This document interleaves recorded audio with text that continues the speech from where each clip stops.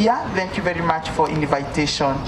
I'm just here so that I may say a word of prayer, and then we continue with the rest part of the program.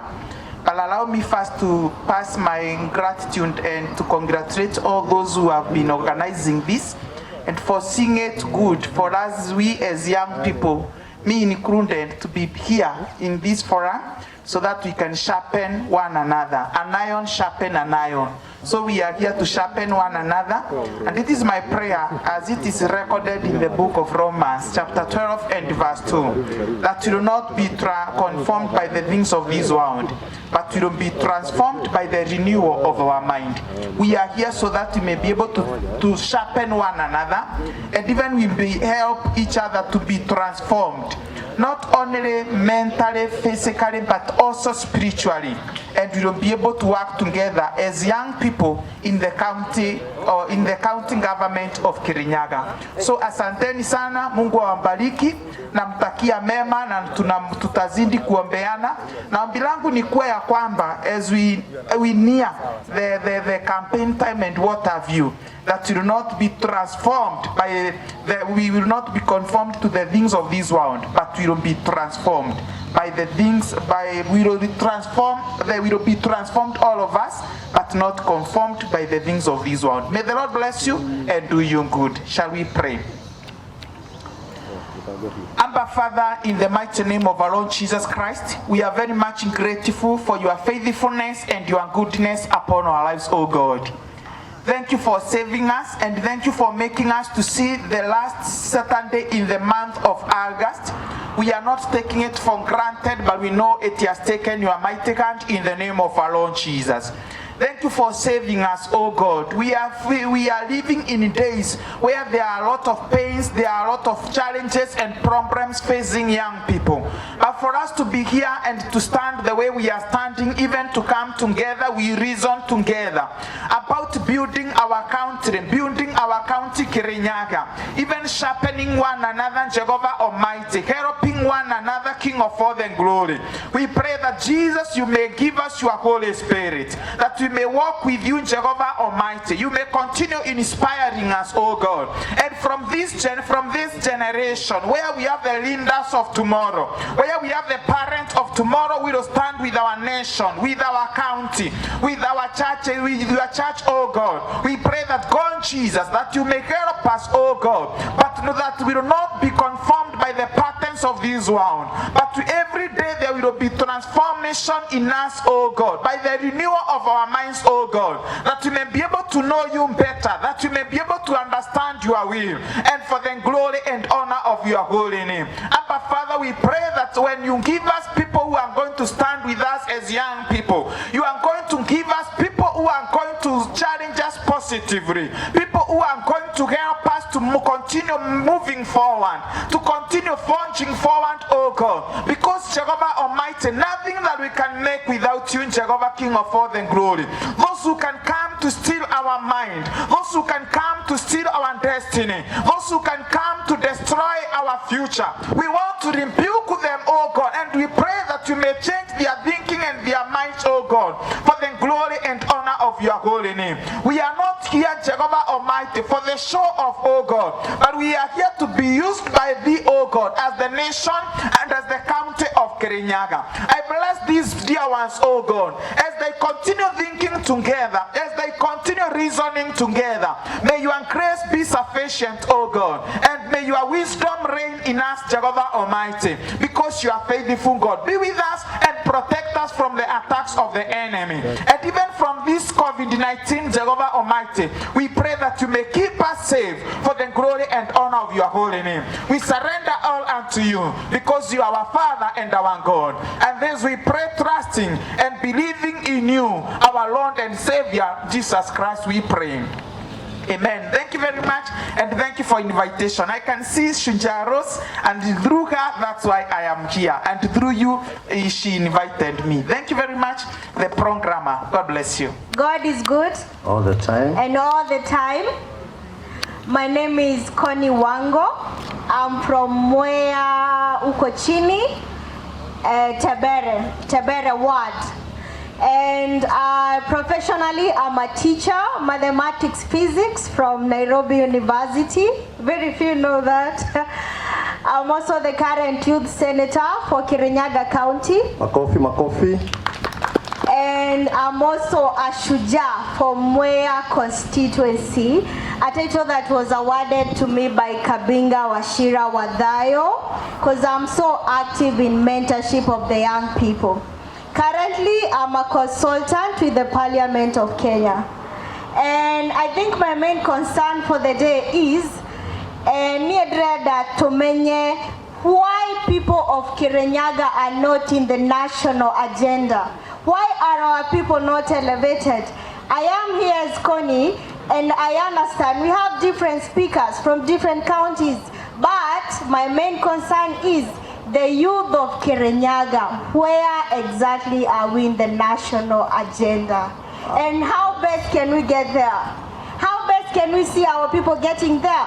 You know, we want to see tukona commissioner hapo, a young person who is from Kirinyaga. We want to see a CAS from Kirinyaga next time.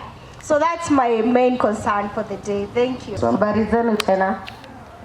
Mimi naitwa Aisha Mureithi, nimetoka Nyangate Ward, and I'm so proud to be here. I think it's a honor we need a youth space. I mean, sisi kama youth of Kirinyaga tumekuwa kama sideline. I agree with my colleague Connie saying that we need another new where the youth feel that we are youth and our wishes are solved. And like the Vijana Kwa Vijana Initiative, mashida ya sisi wana youth lazima itatuliwa na sisi wenyewe wana youth. So this initiative is a very good platform for the youth, and thank you Rachel and the other colleagues for organizing such a noble event. For the youth to feel that sisi ni wana youth na mashida zetu zinatatuliwa. In terms of professionalism, I am a financial consultant and currently just finalizing my thesis in financial statistics and financial engineering at Kirinyaga University. Hold on. Asanteni. This is near diploma. Masters. Your masters. Yes. Wow. Okay. Fine. Aya, asanteni. Karibuni Kirinyaga. Vijana Vijana. Asanteni. Morning. My name is Peter Songili. I'm a security expert by profession. I think as youths we have been sidelined for long in Kirinyaga. I have seen other counties whereby we have been having kakas for youths, but in Kirinyaga I have never seen such kind of platform whereby we have kakas such in a way that we can elevate some youths from grassroots to become tomorrow leaders. I think today we are expecting that we shall have such kind of conversation whereby we will be expecting from your end to hear what plans do you have towards youths who want to become more leaders. Thank you. Yeah, I'm in private departments. I currently work with Ghana Work. I'm the security supervisor in Netherlands Embassy in Nairobi. Asante sana.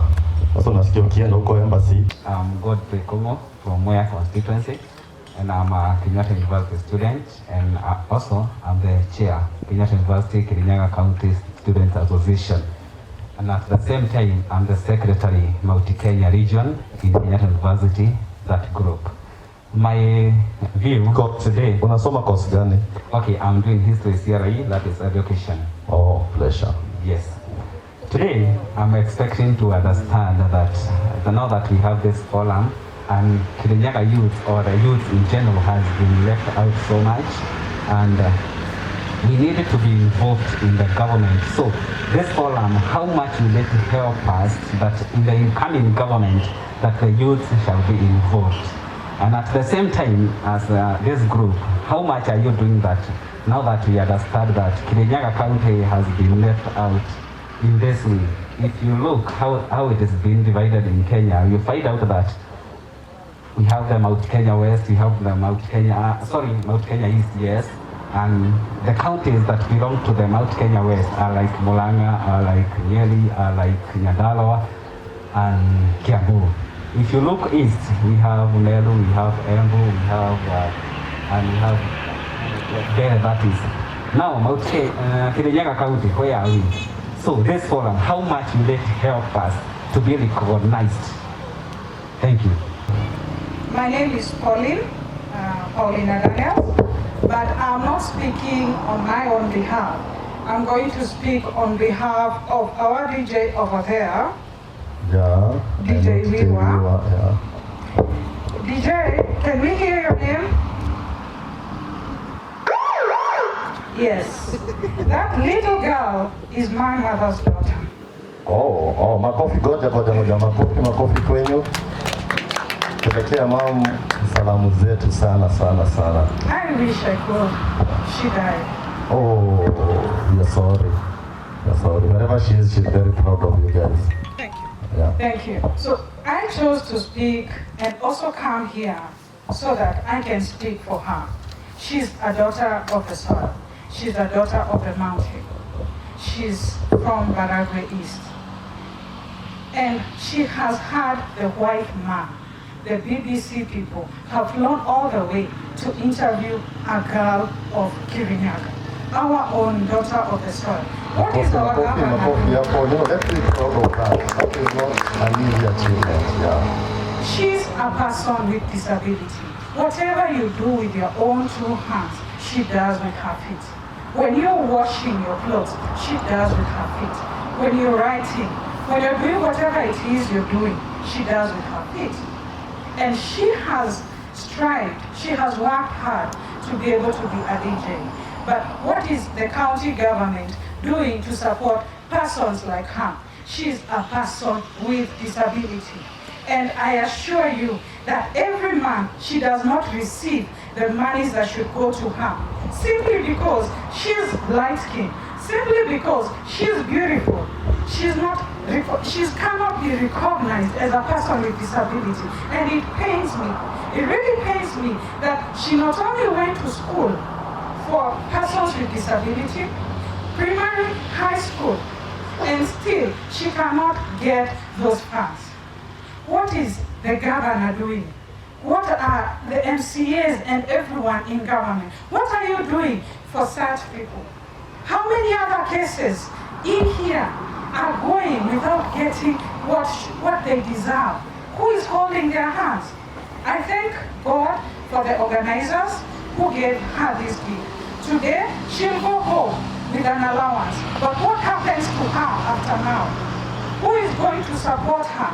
She does not have system. Can you imagine? You hired someone else to provide sound, and her as a DJ.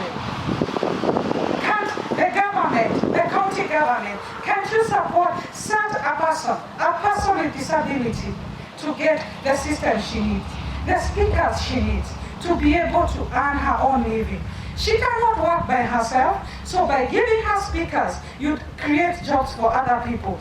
I wouldn't have to come with her. To be her hands, should be able to employ 2 or 3 more youths. So empowering DJ Wiwa would empower other youths.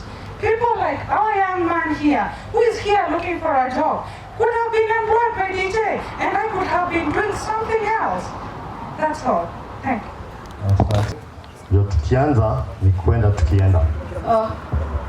Good morning everyone.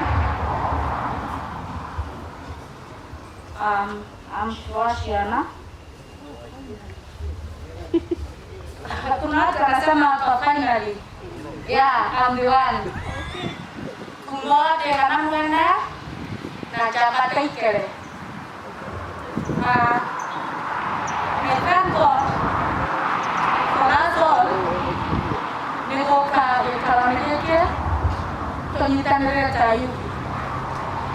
But mine is to say this. If we continue complaining that the government is not doing this for us as young men and young ladies, then we are heading nowhere. I was a member of National Youth Council together with our today's MC or USC, Ilosh. Are you our today's MC? Hivyo. Me and Ilosh, Akinaisha, tulikuwa watu wa National Youth Council. Tulikuwa tunaingia mashinani, unajiitishia kula. Tunakuwa na nominations. And I want to challenge you wenye mmesoma sana, because once mmesoma, mimi ni mzazi sana, nimemaliza university, lakini namwambianga kumbuka mahali umetoka. Ili kama gesagikewa siarerwe no kerererwa. Are we together? Kumbuka usijifanye sana, tumekupeleka university, tumekusomesha, tumekufanyia maharagwe, alafu you can't even bring back to the community. Haya, expectations ya leo. Expectations ya leo nani? Mimi unajua mimi naendelea tu. Nilikuwa nasema hivi. Kama kweli kuna shamba na hujapata kazi ya serikali,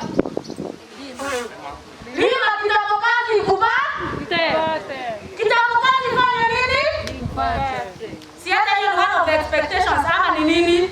Because you can't sit down there waiting for a job. Na kuna shamba tunaonanga ni Mogangi. Lima kahawa kama mimi, lima mchele kama kuna maeka. Lima kwashe kama kunyeshi sana. Hiyo ingine niseme ya DJ ameongelelewa na madam. DJ watu wa Baragwe, DJ is from Gechogo but not from Baragwe. He's from Chokenyo and he is neighbor to the Wachiro. I want to tell you all that sisi watu wa Gechogo tutafanya kitu upon our DJ.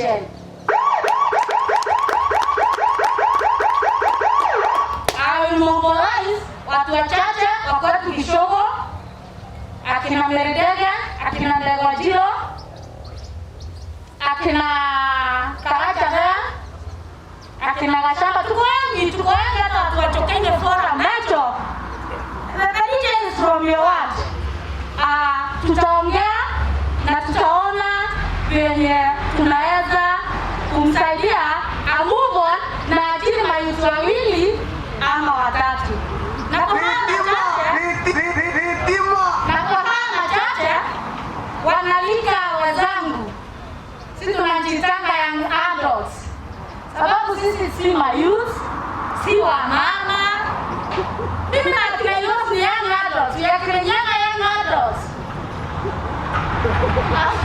I would like you to follow ourselves. Na ukiona tunakosea tunatuambia hapo mabe. Hapo Daddy Rose umekosea kidogo. Na mimi nikiona unakosea Scarlett nakwambia Mayaka sister umekosea hapa. Tunaendelea hivyo tu. Na kama uko hapa na uko na kajob unaweza saidia friend, tafadhali msaidia.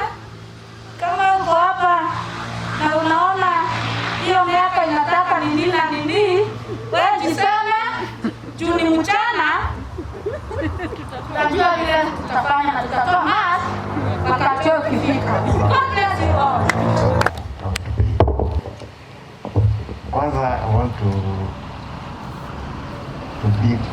patia a big shout out to the organizers kwa kuleta mavijana wote kutoka hapa.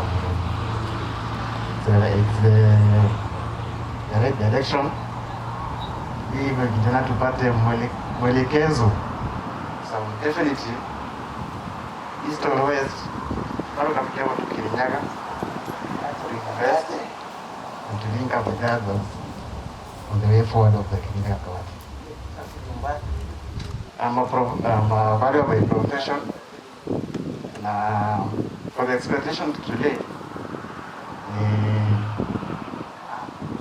sana to the organizers, the strategies that nimeweka. Maybe now, maybe after 10 years or 5 years, for the youth, you as a co, you need for economic empowerment, for the economic empowerment,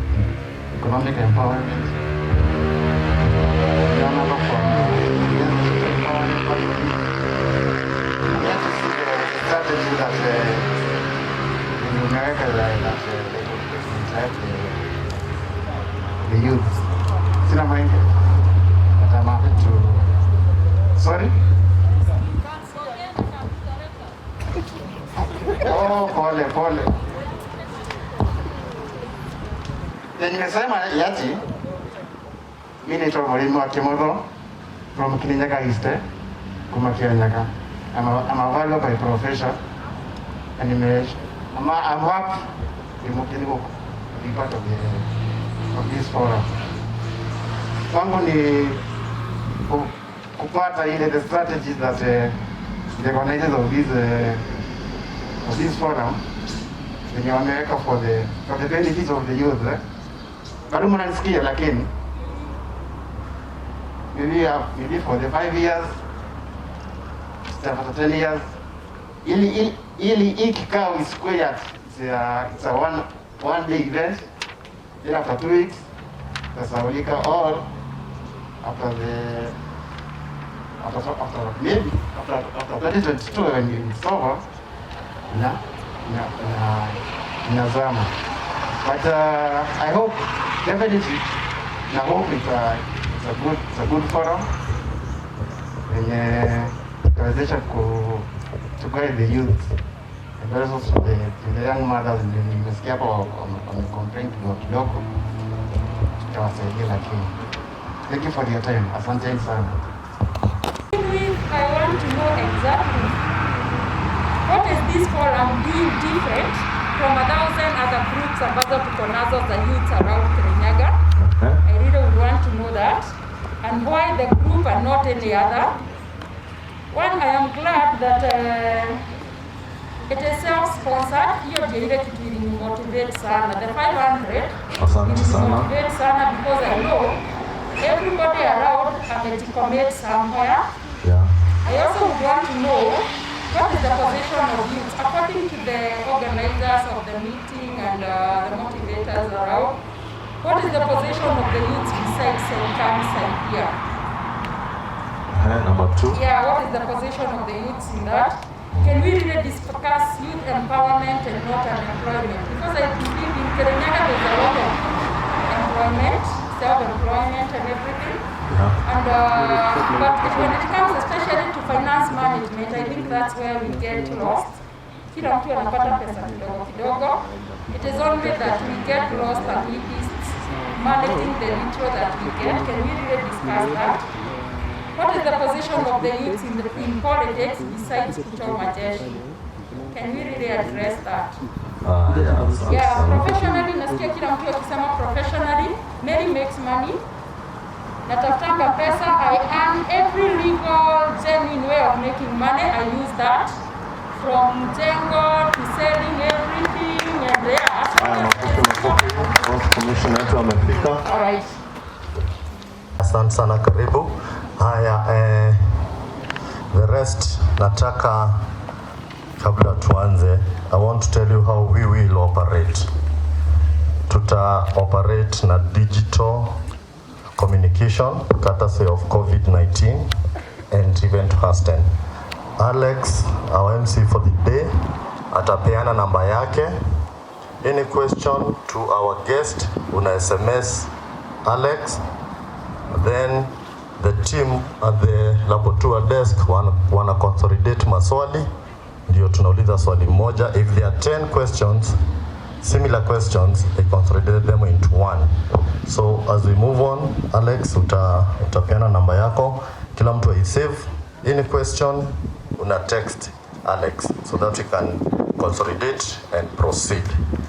Tuendelee, Alex. Asante sana. Tupige goko makofi tafadhali. Lift up your hands above your head kidogo. Inua mikono yako juu ya kichwa chako tafadhali kwa heshima. Tumpongeze Irungu Goko Senior. Tumpigie makofi tafadhali. Tumpige makofi kwa kazi nzuri ambayo ameweza kufanya. Kumbuka kwamba kama ishara ya heshima ningeomba tusimame sababu mgeni wetu wa heshima ambao ataweza kufungua kikao hiki rasmi Bwana County Commissioner Jim Nchoka ameweza kuingia katika hafla yetu ama warsha leo ya vijana, na ningeuliza kama ilivyo kawaida ama kama ilivyo ada, ningemuuliza DJ atupe wimbo wa taifa tafadhali, ili tuweze kufungua kirasmi warsha yetu ya siku ya leo. Kwa hivyo DJ, tungeuliza utupe wimbo wa taifa kama ishara ya uzalendo kwa taifa letu tukufu la Kenya. DJ, tunaweza kwa heshima tupatie wimbo wa taifa ili tuweze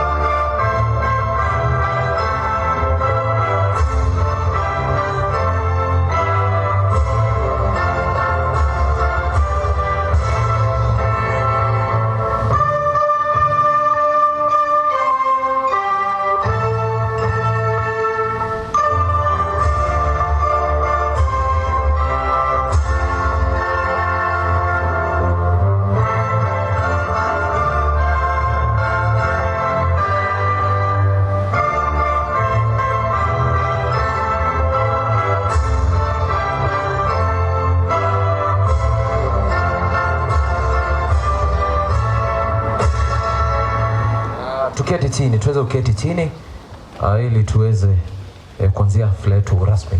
Kwa hivyo bwana County Commissioner, mgeni wetu mheshimiwa bwana Jim, patron wa the young people Alistair Muremi, wageni waalikwa, wasimamizi wa jopo hili na vijana kwa vijana na itifaki iliyozingatiwa, hamjambo.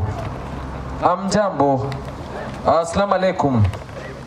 Ningetaka kwanza kuchukua fursa hii kumkaribisha mgeni wetu wa heshima ambaye tumemsubiri sana na tumefurahi sana sababu umetafuta wakati na ukasema kwamba utakuwa nasi katika hii warsha ya vijana ambao tumeweza kuiratibu na kuweza kuifanikisha siku ya leo. Mheshimiwa bwana County Commissioner, utakwenda kwamba vijana ambao wameketi mbele yako ni vijana kutoka maeneo yote katika jimbo letu la Kirinyaga. Kwa hivyo kama ishara ya heshima pia kwa vijana, ningeuliza wale vijana ambao wanatoka kule Kirinyaga Magharibi ama Kirinyaga West, ningeomba wasimame. Vijana wa Ndia constituency Kirinyaga West, ningeomba wasimame na tuweze kutusalimia. Salimia wenzako hivi kwa ishara mkono. Tuwapigie makofi tafadhali wanapoketi. Mgeni wetu mheshimiwa bwana County Commissioner, au ni vijana kutoka, tuonyeshe tusalimie watu tu kwa ishara mkono tafadhali, vijana kutoka Kirinyaga. Hata tuwapigie makofi mazuri, tuwapigie makofi mazuri. Pia tuna vijana kutoka Mwea Magharibi, Mwea West, vijana wa Mwea West. Tuweze kusimama, naona wako wengi sana. Tuwapigie makofi tafadhali wanapo tusalimia hivi na kuketi chini. Mwea West. Pia tuna Mwea East, Mwea East, Mwea East tuweze kusimama, tuweze kusimama. Mwea East, Mwea East. Tuwapigie makofi wale vijana, tuwapigie makofi wale vijana wa Mwea East. Mgeni wetu wa heshima bwana County Commissioner, hawa vijana wameweza kukusanyika hapa sababu tuna warsha ambao inazungumzia masuala ya economic empowerment, kuna masuala ya social empowerment ama jinsi ambavyo tunatangamana katika jamii. Kuna pia masuala kidogo ya kisiasa ile tunaita economic empowerment, sababu pia vijana wetu hapa katika kaunti ya Kirinyaga bwana County Commissioner wanasema kwamba wangetaka kuona vijana kutoka hapa wakituwakilisha katika ngazi na hadhi za kitaifa. Kwa hivyo ningeuliza wale waratibu ambao wameweza kupanga warsha hii, wale wanajopo wa Vijana kwa Vijana Initiative pia wasimame tu mahali wako.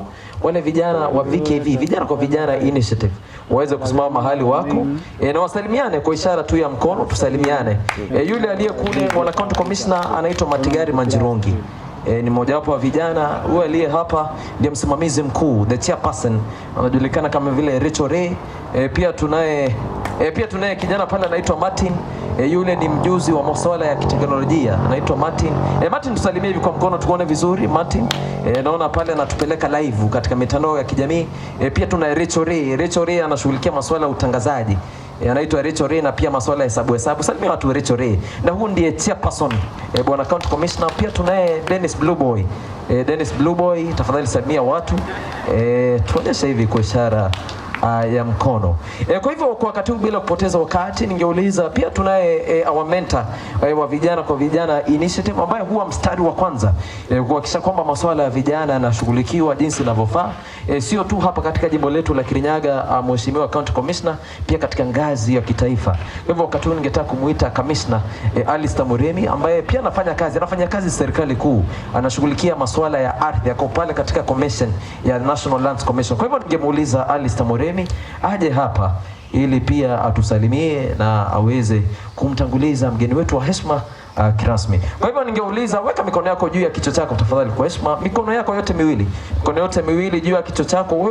Pamba maua kidogo, weka maua kidogo. Tuendelea kupiga makofi mpaka atakapo. Tupige makofi, tupige makofi. Tupige makofi. Tuendelea kupiga makofi hadi atakapofika hapa patron wa vijana kutoka jimbo letu la Kirinyaga, Alistair Muremi. Welcome sir.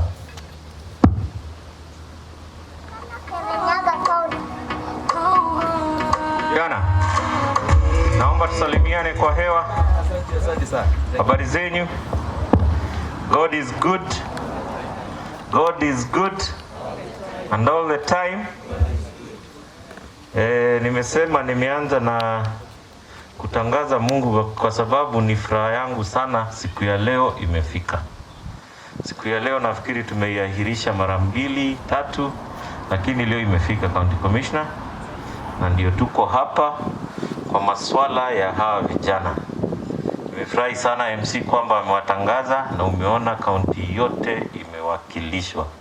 Na bado kuna viti ambavyo unaona kweli bado havijachukuliwa, kwa hivyo bado wanakuja. Furaha yangu leo ni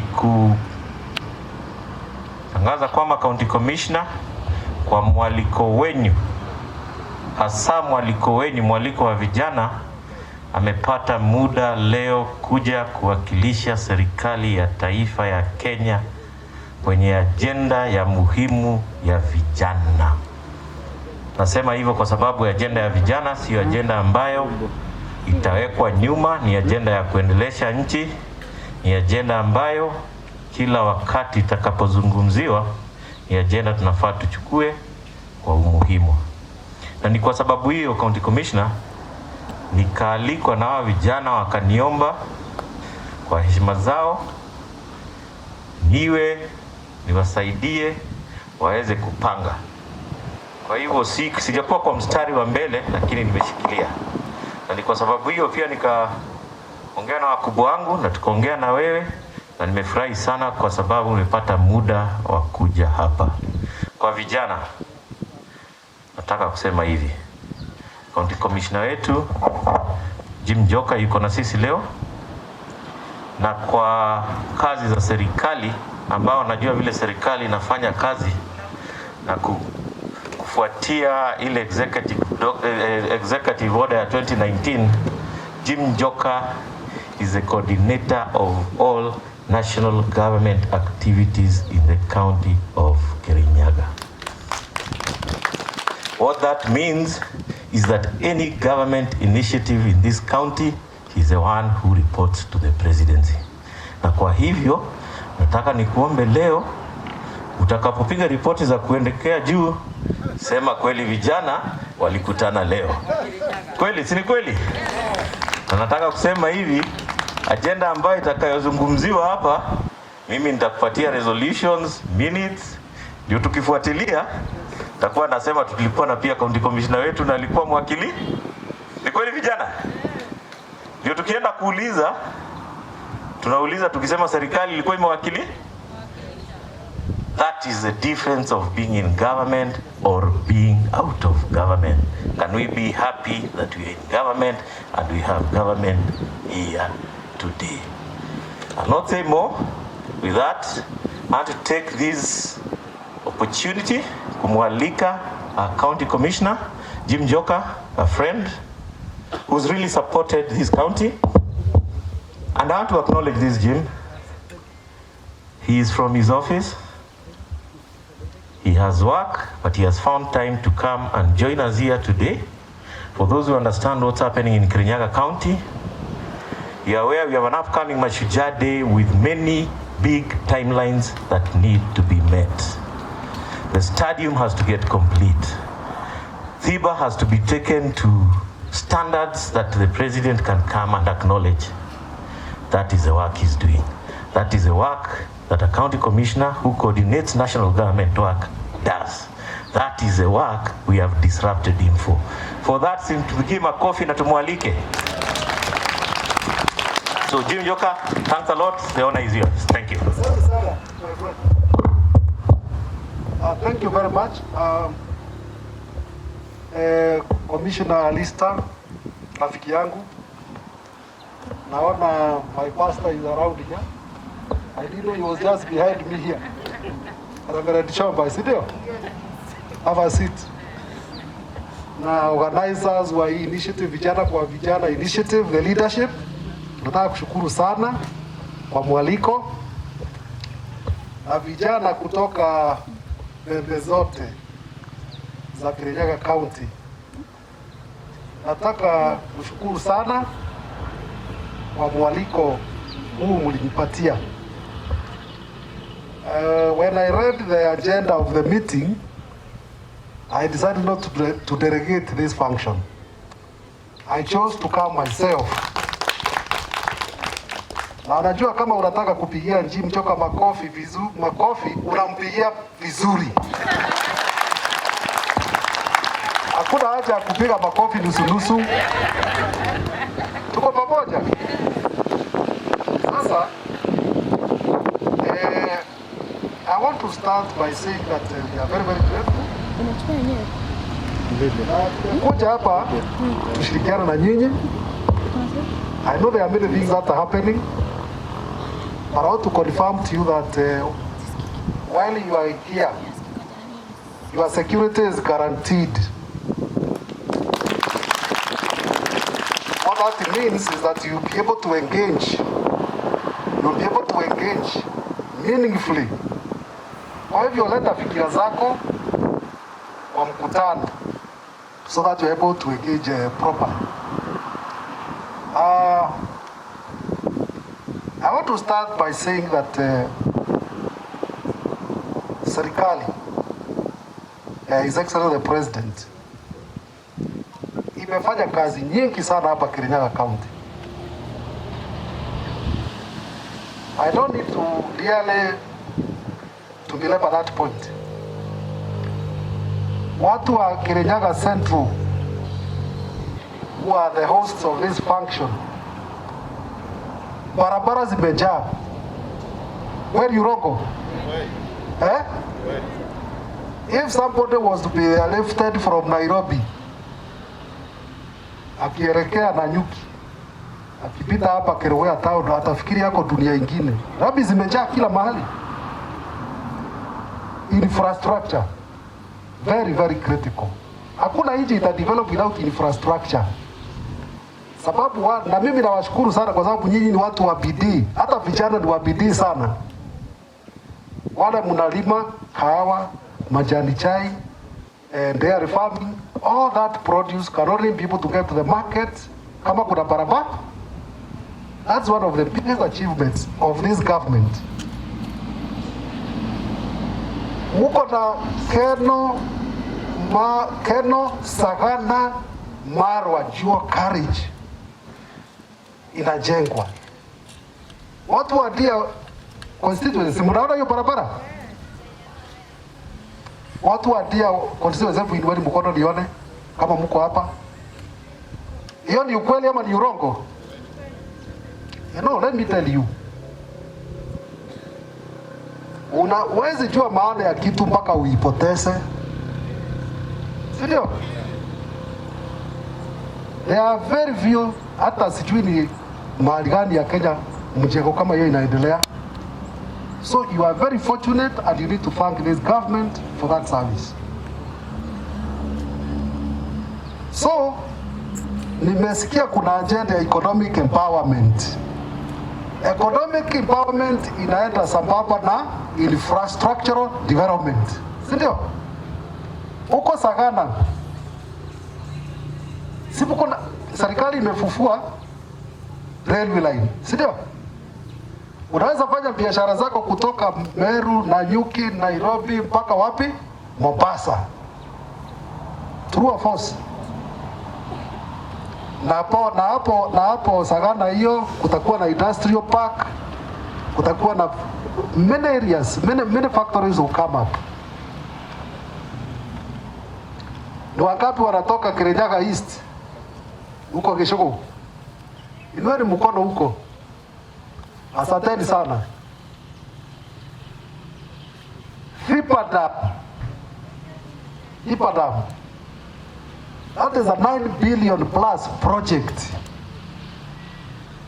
Serikali imefanya kazi ama haijafanya kazi? Hiyo project ikikwisha, mchele huko Mwea constituency, Mwea saa hii wanakuza one season. Now they will be doing 2-3 crops per year.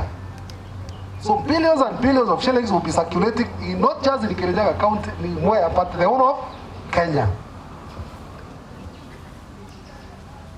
Hiyo ni kazi ya serikali. Simpigie serikali makofi jamani. Watu wa Mwea constituency, hata huko mnajengewa barabara. Si mnaona barabara zinatoka Motivi, Kandongu, Kagio, yani area yote imefunguliwa. Kemri, the government has 100 acres huko ya kujenga Kemri. Na hiyo Kemri kutajengwa university huko ndani, kutajengwa laboratories ndani. Hivi karibuni serikali itaanza kufanya testing, hata manufacturing of vaccines. Na vijana watapata kazi. Hiyo sio maendeleo?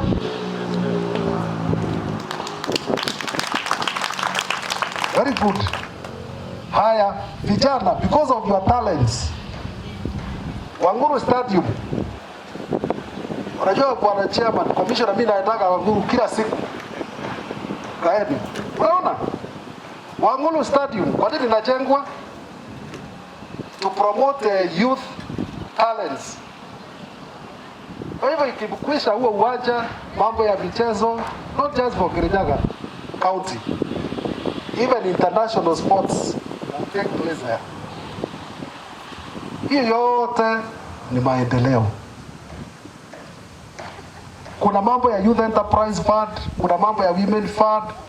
All those government initiatives are meant to empower the youth of this country. Kwa hivyo, I've taken a bit of that time kueleza yale miradi ya serikali inaendelea, ndio watu wasiulize hii serikali inafanya kazi gani.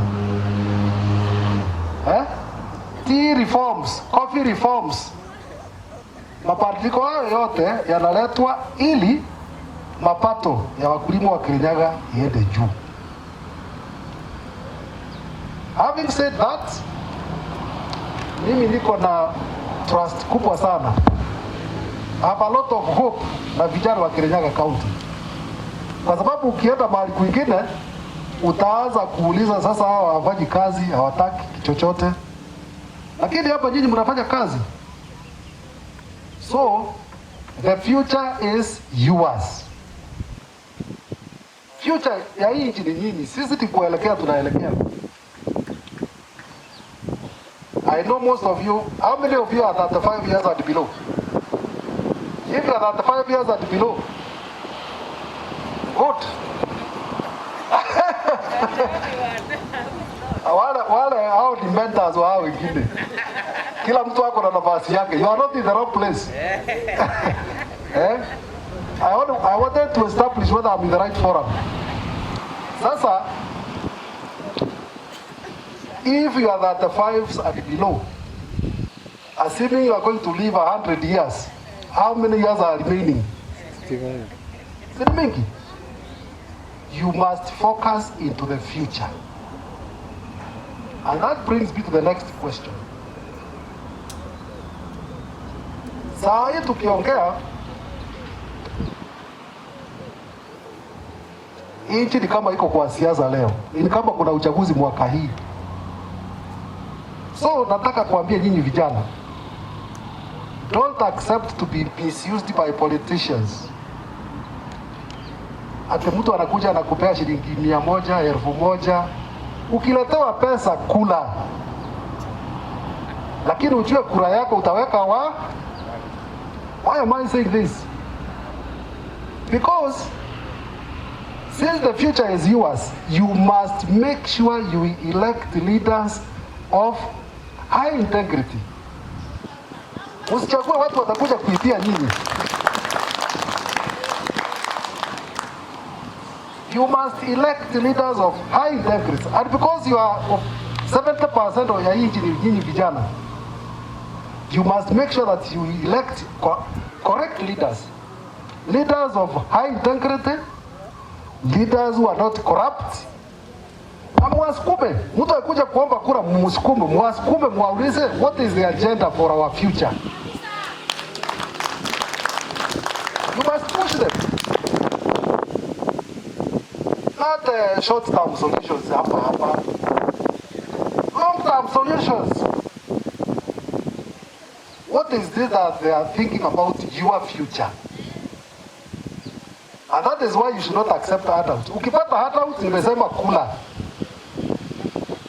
But when it comes to voting, vote with your head, with your brains. So msikubali kutumika ati nyinyi ndio bodaboda, kazi yenu ni kutumika, kupewa pombe, kupewa bangi, alafu mnatumika kwenda kudisrupt mikutano ya wengine.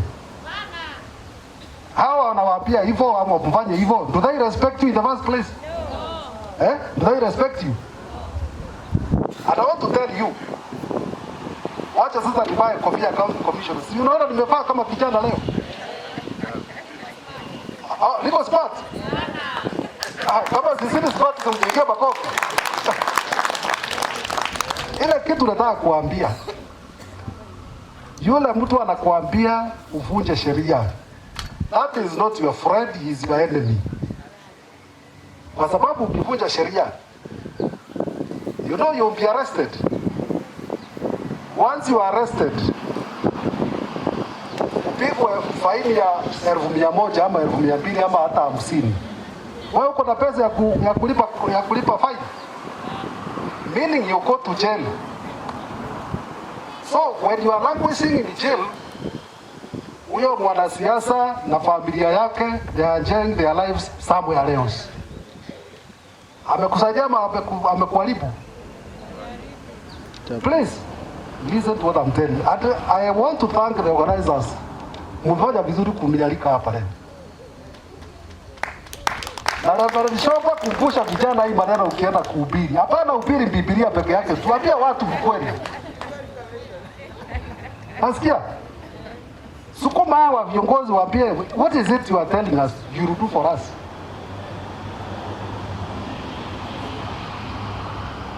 Mambo ya discipline. There is nothing we are going to achieve in this world without the discipline. Kama ni kulima, kama ni mambo ya ICT, kama ni nini, you must be disciplined. That's why it all starts. Na lazima uogope Mungu. Sindio?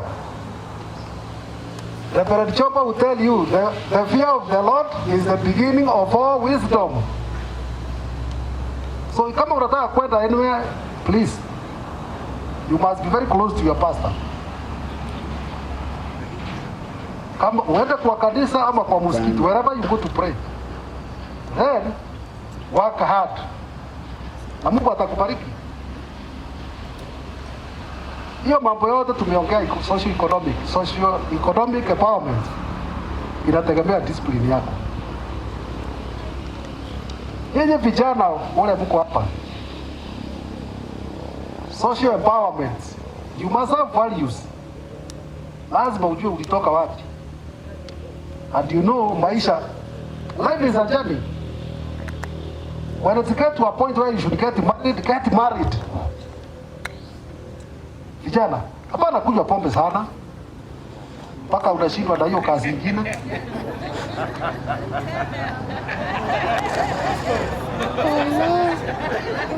Tunawategemea sana bwana. Ama mnataka constituency ifungwe kwa sababu hakuna watoto? Hey. Have a family at the right time, eh? I am not pushing you to get married. Hapana, angalia mimi na macho mbaya bwana. But I'm saying do it at the right. Sindio? Do it at the right time. Have a family, good values. Na mambo ya maisha yatakuwa mazuri. Haya, kuna shida zingine hapa. Watu wana commit suicides. Mental health. Unajua mental health ina shida ni nini?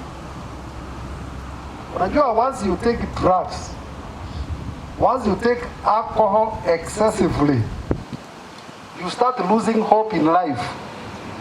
Sindio? You start hating everybody. Na makosa ni yako. You start hating everybody. So I want to encourage you young men and women to be close to one another. Social support to each other. Mtu akipata shida na mzazi hapana commit suicide. Hapana commit suicide. And you know, by the way, this thing is very serious. Bwana Commissioner, juzi last week msichana ametafutiwa kazi with a multinational company in Nairobi. Sitataja jina, mnaweza jua. Huyo msichana the first week ameripoti Monday. Kazi ni mzuri. Friday ndio hiyo. Waache aanze kwenda kwa pombe sasa na vijana wenzake.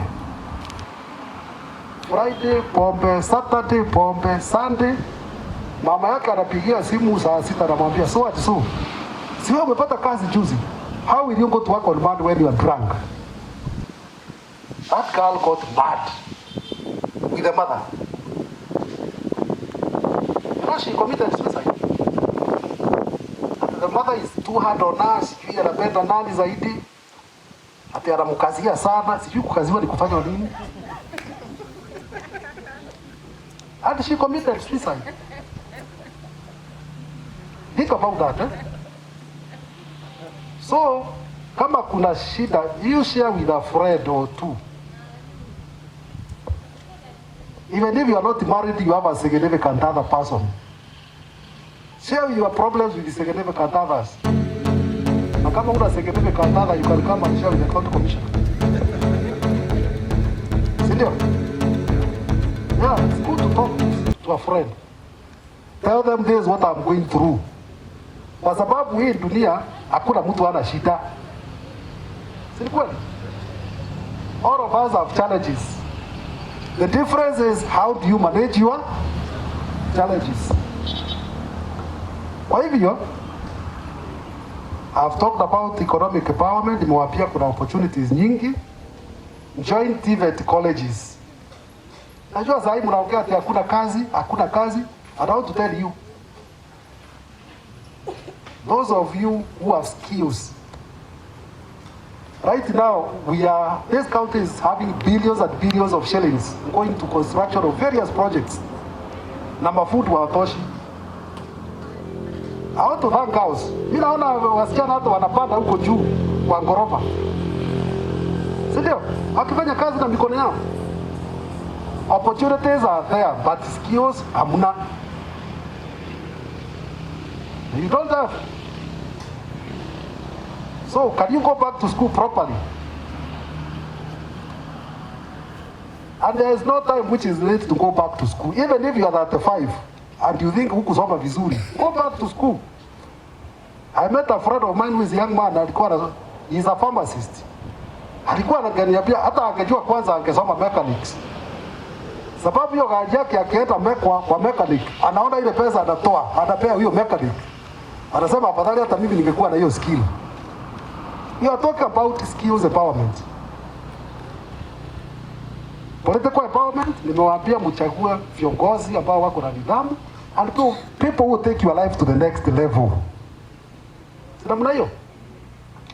So I can talk and talk and talk. I want to close at that level. I wish you the best. Tukikutana huko nje, munisalimie tafadhali. But before I finish, there is COVID-19. I'm very happy nimeona we observe the protocols. That is another reason why I was coming here.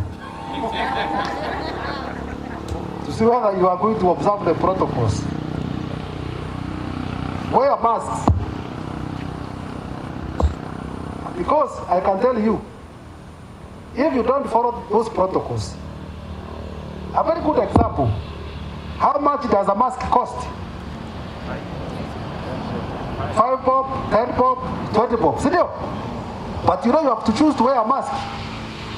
So when you are refusing to follow those protocols, you are actually choosing between 10 shillings and spending 3 million plus in a bed when you are COVID positive and death. So when we are telling you as a government, take personal responsibility on COVID, just listen to that and implement it. And because COVID is here with us to stay, haijaenda sio? Na hatujui kama itaisha kesho.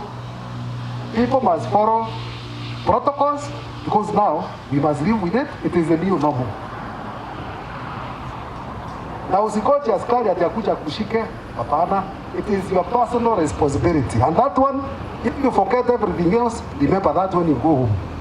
Tell your friends, mambo na COVID, it is personal responsibility. Kwa hayo mengi na machache, I want to sit down. I can take a few questions. Kama hakuna, mtanikubalia tafadhali, niendelee na kazi zingine. God bless you abundantly. Haya, makofi kwa County Commissioner. Bado kaa chini na mic tuendelee. That is hiyo ni kofia yako. Hey, si ungevalisha na chair ready bana. Angalau bana, ungevalisha na chair ready kwa watu wa kamera. Sasa uvalisha na chair ready. Wewe umekuwa ex official member wa Vijana Kwa Vijana. Asante sana. Bwana County Commissioner, my name is Irongo Goko. Mimi ni colleague wako. Tunafanya na Commissioner Nairobi, ofisi ya Interior. Kwa hivyo utaniruhusu, wewe ni mdosi wangu, lakini leo utaniruhusu niwe mdosi wako dakika 5 tu. Nikuulize maswali 2-3. Asante sana. Sasa tuko na maswali. Nataka kila mtu achukue hii namba haraka. We have agreed to kuheshimu namba ya amri ya County Commissioner. Tumepostpone hiyo mkutano mara kama 3-4 mpaka ametugaranti leo. Na inataka kusema pole sana County Commissioner, jana najua umesumbuliwa sana WhatsApp kutumiwa mapicha ukiambiwa vile mkutano itakuwa mbaya, lakini tumeshukuru sana. Nafikiria wa president sahi 2016 alikuwa Mwalimu Nyandarua, lakini president akaenda function Nyandarua. Wale mheshimiwa Kimemi alikuwa anamjua, akasema wacha huyu jamaa awe MC kwa hii mkutano ya president juu iko nyumbani. That's how he got employed. Huyu jamaa wetu Alex pale Mashujaa Day, naomba tumpatie dakika 5 tu kwa event. Dakika 5 tu. Najua I know how we work. Ukiwa hapo, PS akiwa hapo, commissioner akiwa hapo, najua tunaweza mpatia dakika 5. We give him a lifetime platform. Ama ni aje? Basi. Haya, chukua hii namba 0722 459 486. Usipige, tuma message ya swali yako. The whole day tutafanya hivyo. Juu tukibidishana microphone tutakuwa na shida kubwa sana. Haya, Bwana County Commissioner, the first question ni tumezaliwa, tumekupata ukiwa County Commissioner. Na kila mtu anaona vile uko na escort na coordinate project mingi and they aspire to be the next County Commissioner. In a nutshell, unaweza tuambia ulianza wapi ndio ufike mahali umefika leo? Ndio vijana waelewe, like you said, it takes a process of a lifetime to become someone who people can admire to be. Utuambie tu ulianza wapi, ulizaliwa wapi, ukasomea wapi, ukaanza kazi lini, ukafika county commissioner. Iko on. That's a very difficult question because I was not prepared for it, but I want to tell you this. Patia ruhusa unaweza kaa, you can't sit. Okay. Yeah. So, okay. I want to say this, as he has rightly put it, it's a journey. Of course, I went to primary school like all of you. I went to high school like all of you. I was in Kangaro in Ep County. I did what we used to call A-levels. Yes, I got 11 points. 11 points out of possible 18. 11 points ni kama A minus hivi sasa leo. Yes, I went to Kenyatta University. I did my bachelor's degree in education. I taught for 4 years. After that, I went back to university. I did my master's in business administration, strategic management, and leadership. And the rest has been a work in national administration. After I stopped working as a teacher, I started the career of public administration. I worked as a DO for, I think, 11 years. 11 years as a DO. Yes. Sasa DO ndiye ACC leo. The Assistant County Commissioner. I worked as a DC for about 10 years. That is 21 years. Yes. Plus ine ya walimu inafika 25. Yes. Now you can say I'm ended. Kwa hivyo iko mtu hata so in short, kuna kijana unaambia hapa the years ulifanya ukiwa DC bado hajafika kutoka zaliwe. Yes. Haya, tuendelee. But what I can tell you is that you must be hardworking. Number 2, you must be God-fearing because of the challenges of this work. So how many years have you worked with government so far? I have never known any other employer other than the Kenyan government. All your life? All my life. Over 30 years plus? Yes. Okay. Question number 2. To you as a county commissioner, wewe ndio mdosi wa serikali county. And vijana wengi wamekuona leo, but the hear of the county commissioner wanamuona kwa TV, kwa news, akipeana amri, pombe, wizi, bangi. Yes. How can they liaise with you in my absence, in the absence ya county commissioner, in the absence ya Commissioner Muremi? How can you partner with them directly all through your system to have a working relationship that is positive to what they aspire to be? Kuna mtu amekaa hapa ni graduate na maybe hata anaweza taka kuvolunteer in your office, not necessarily an internship, even a voluntary, to just make sure anasaidia kujenga Kirinyaga in one way or another. First of all, I want to say that the government structure is very elaborate. You start all the way from your sub-location, and I hope everybody here knows their sub-location, their assistant chief. Yes, you can go, if you are not able to assess the assistant chief, if their chief is available. If the chief is not available, there is an assistant county commissioner or the DO who is in charge of a division. And if the ACC is not available, there is a deputy county commissioner who is available, the DC. And finally, if you feel you don't want to assess any of those offices, you are welcome to my office. My offices are in Kirinyaga, and you don't need an appointment. You don't need an appointment to see the county commissioner, right? So, all of you have a date with me in my office. I welcome you any of these days. Anytime you want to come to see the county commissioner, we are available. And those who may wish to call me, you can reach me on 0720 0720 651 651 158 158 0720 651 158 158. I cannot do it better than that. Because now I've told you, you just call me, You introduce yourself, say your names, say where you have come from, and say you wish to meet with me, and I will allow you to come and visit. Wow. Lakini usinipigie simu kama mwingine alipigia ati nilikuwa nataka kusikia sauti ya county commissioner.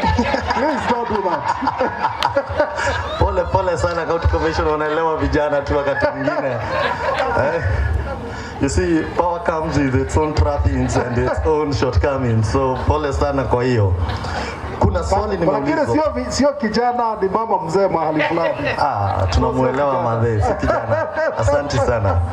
A question imefika hapa about uwezo fund. Yes. Kuna mtu anasema the politicians are controlling the fund, yes, to a point that they only give their supporters and ignore youths who, yes, don't support them. How can you help that youth who has an independent mind yet deserves to get uwezo fund? They are all qualified to qualify. They are all qualified to access uwezo fund, and if somebody has a personal challenge, that is one of the persons that will be welcoming to my office. That's an agenda we can discuss. But having said that, it is important for you to remember what I've just told you about politicians with their own integrity issues, because they are not supposed to discriminate. They are supposed to serve all their constituents equally without discrimination. But if you have a special challenge, that's one of the reasons I will be wanting to talk to you, and I will be able to help you. Asante sana bwana commissioner. The next question inaenda direct kwa mambo ya pombe na uvutaji wa bangi and drugs. I know you have addressed it there, but there are young people in their small self-help groups, yes, who feel they can work, but they feel frustrated by the national administration system at the grassroots, chief, yes, naskari, yes, na nini, they're even victimized. Yes. How best can you advise them moving forward? Moving forward, if you have a unique challenge of that magnitude, of that nature, I welcome you to directly to my office so that we can share that information with you in confidence, so that I can be able to help it out. Asante sana. Nimeona mtu amesema imekuwa ngumu sana kukuona, lakini asante, umempatia namba yako, sasa atakupigia. So things are starting to work. Asante sana. Haya, niko na swali lingine. I've worked with the national government, and you can tell these young people that kila NGO ikikuja Kirinyaga County lazima ipitie kwa ofisi yako. Kila organization lazima ipitie kwa ofisi yako. What are the immediate, some of the small benefits that working with your office comes with? I'm a product of working with the national administration and a youth leader in this county. Maybe unaweza waelezea, uambie, tukijuana, tukifanya kazi kwa as a team, yes, when opportunity arise, what are what are some of the opportunities outside ile kazi ya serikali that passes through your office? Well, there are many things that goes with my office. There are people seeking to fill certain gaps in their organizations, and therefore, when I get to know somebody who has some qualifications, then it becomes easier for me to link them up with such organizations. There are not many, but you cannot go wrong if you let the office of the county commissioner or the county commissioner know you. Even at a personal level, I have no problem associating with the youth or anybody for that matter. Haya, tuko na swali ya same-sex relationships among our school-going kids, lesbians, women, gays. Wewe kama mzazi sasa, as a parent, how do you address it as a parent now? What advice would you give these young people moving forward in that matter? Because it's a rising matter na Kirinyaga tuko nayo, we cannot close our eyes about it. And I know as a parent and as state officer at the county level, it is a matter that comes to your office, maybe direct or indirect, because you chair the county education board. So I know inakupata sana hiyo. Let me say personally, I have not had such an incident. However, to start with, is ungodly. That is not how God has planned things. Same-sex marriages are not allowed. They are not biblical, they are not religious to start with. Number two, I've just said here that at the right time in your life, you need to have a family. How do same-sex marriages, how are you going to have a family? So, in short, follow the route of life as it is. It is not right, it is wrong, it does not add value to you. And therefore, that brings me to the next point. What type of friends do you have? What type of friends do you keep? Because they say you'd rather be alone than be in the wrong company. And therefore, it's important that if you get such people encouraging you to go that route, if I were you, I would block their numbers so that I block all communication with them. Asante. Haya, niko na request of which this goes to you and other events and Commissioner Moremi here. Tuko na dance crew, wako wapi? Haya, simameni. That is a dancing group, a dance crew. Wame dance so many events, even on TV. Tuko na DJ Wiwa there. She's a lady living with PWD. She's an international DJ interviewed by even BBC. We all know her. So when it comes to opportunities, not even the upcoming Mashujaji, all others, I hope we can consider those youths who are willing to work with us for the interest of talent development. That takes me to the question, what is your office doing on matters talent sports? Because Mwea Nawanguru Stadium is coming up and we want to utilize it. But beyond having the stadium, what are the other parameters, or what are the other support system that your office can provide to young talented youths so that they can utilize the stadium and many other opportunities? You have the Youth Empowerment Center away from the TVET.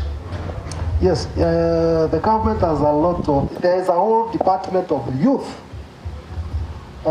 which to me is main focus is to deal with the youth talents, youth empowerment, and I don't think the youth are utilizing that department maximally, and therefore I look forward to working on identifying the youth who have various talents so that they can be empowered. In short, not much, I have not seen youth really coming out showcasing their talents. Yet I know there is a lot of potential and the government is available and willing to work with the youth across the county to help them identify their talents and to help them develop them. Haya, kazi kwa vijana ilienda wapi na itarudi lini? Because I've seen a text here saying yes, there are many graduates but due to COVID yes, they are working home online. Yes. Wameona ajira mtaani lakini hawajaona ajira mtaani Kirinyaga. So they asking ajira mtaani itafika lini yes, na kazi mtaani itarudi lini? Oh, I'm happy to hear that they really benefited from kazi mtaani. That's why they want it back. Exactly. Walisaidika. That's one thing. That's one of the agenda I'll be taking up once. Your chairman said that ataandika report. Yes.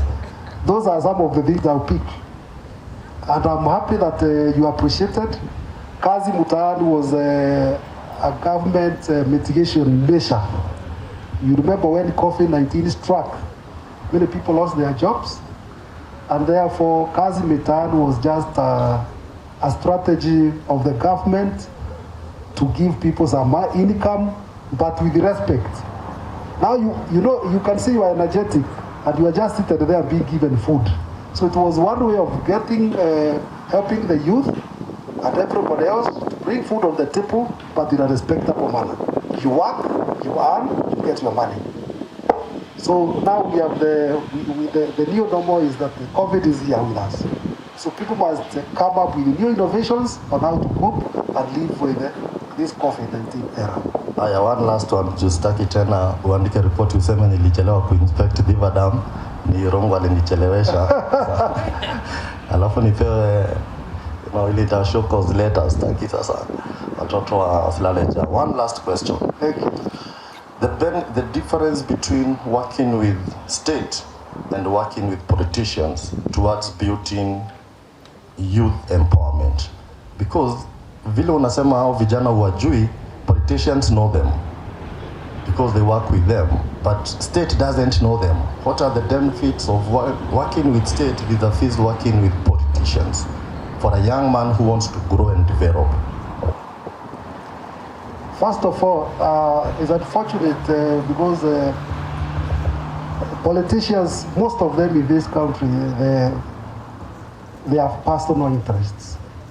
And therefore, most of their, whatever they do, it is for their own personal gain, and they will have to forgive me on this one. And that's why you find that those youth who work with the politicians, once a politician falls out of favor with the electorate, they disappear. Some of them even lack food, they lack means to put food on the table. And yet you have been following this politician for 5 years. Something must have gone wrong somewhere. Yet, if you are going to put your 5 years working for the state, I can assure you, you cannot go wrong. And therefore, that's why it is very, very important for the youth. I'm not saying you don't work with the politicians. Politics is a way of life, so I cannot tell you to keep off politics. And that's why I told you must elect leaders who are going to respect the youth. Leaders, the politicians who are going to tell you what is this that they are going to do to improve their lives, not to take advantage of you. So I would want to say that working with the states, if you get an opportunity, is extremely good, is extremely beneficial, because the state will take care of you from your youth all the way to your sunset years. Your sunset years. Yes. Paka pesa ya wazee. Yes. Haya, ya kutatanisha ama ile ya mwisho sasa, COVID protocols. Iko swali nimeona hapa inauliza mbona bars in Kirinyaga wanafungua 5 to 7 p.m. na wengine wanaanza 2 to 7 p.m. other counties. Sasa na ingine tumeulizwa mambo ya askari ya Jokoma story. Yes. It is a story that you can address to the youths of Kirinyaga.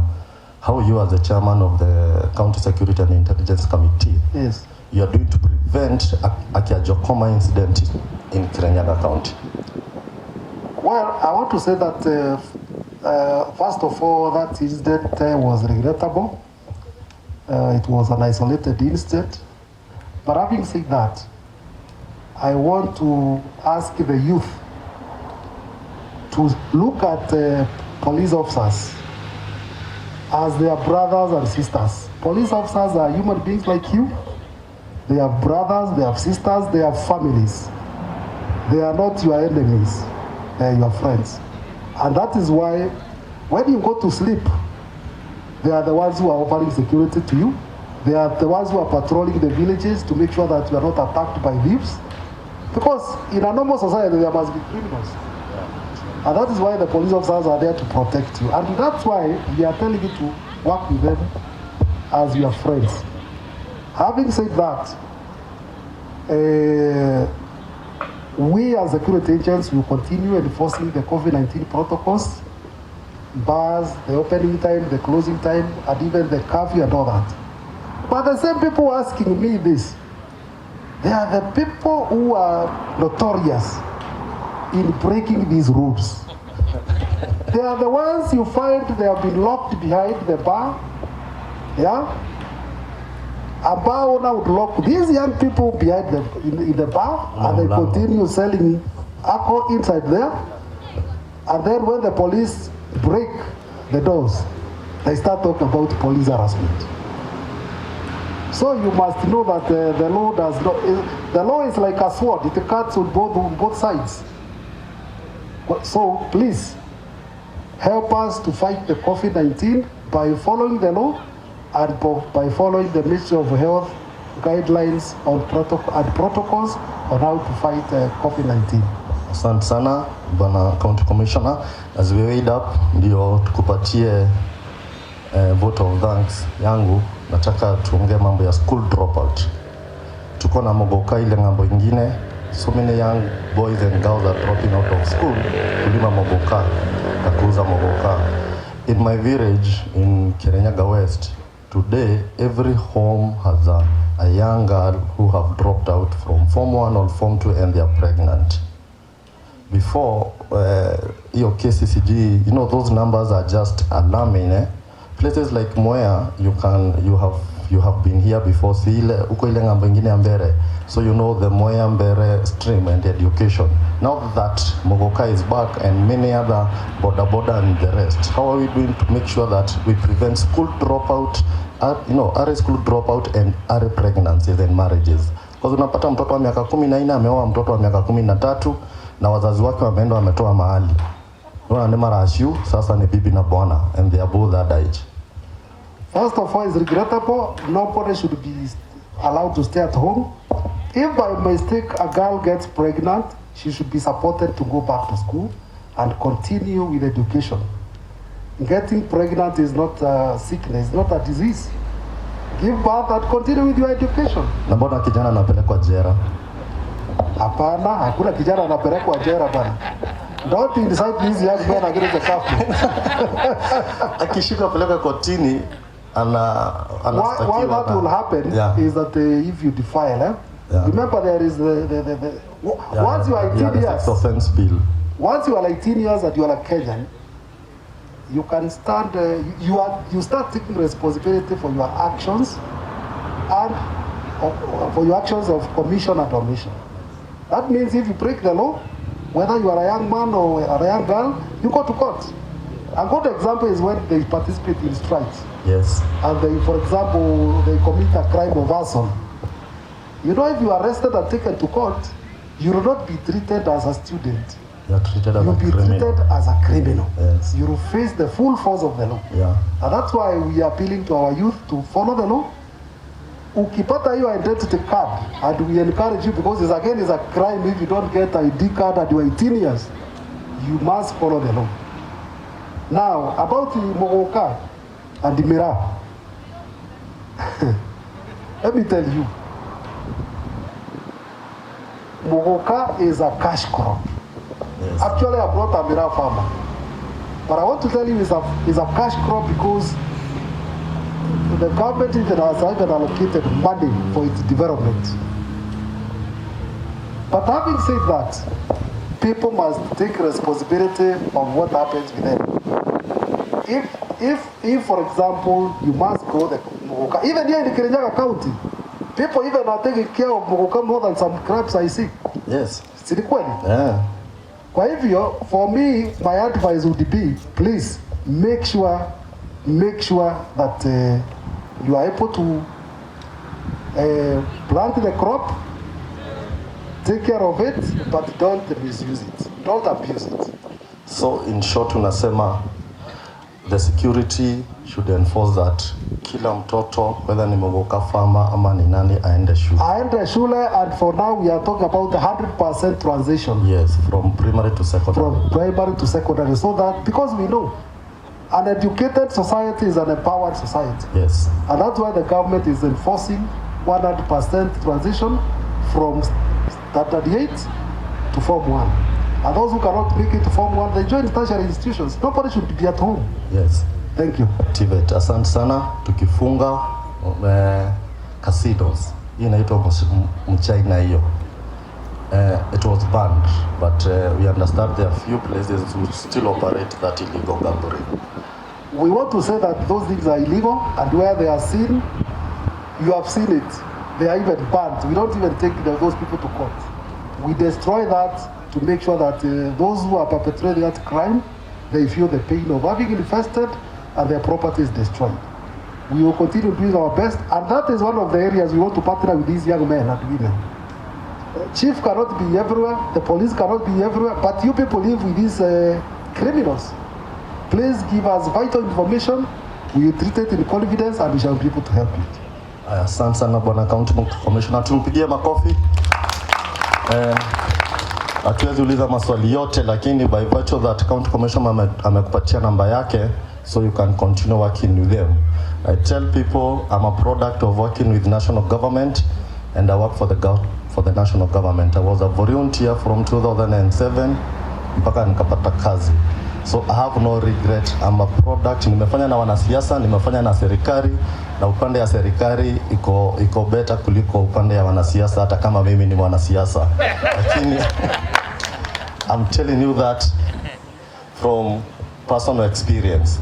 work with the county commissioner, work with the people behind. Asante sana bwana county commissioner. I want now to invite the chairperson for a few minutes atuambie vijana, ndio ukienda ukiwa ex official member ujue vijana kwa kazi.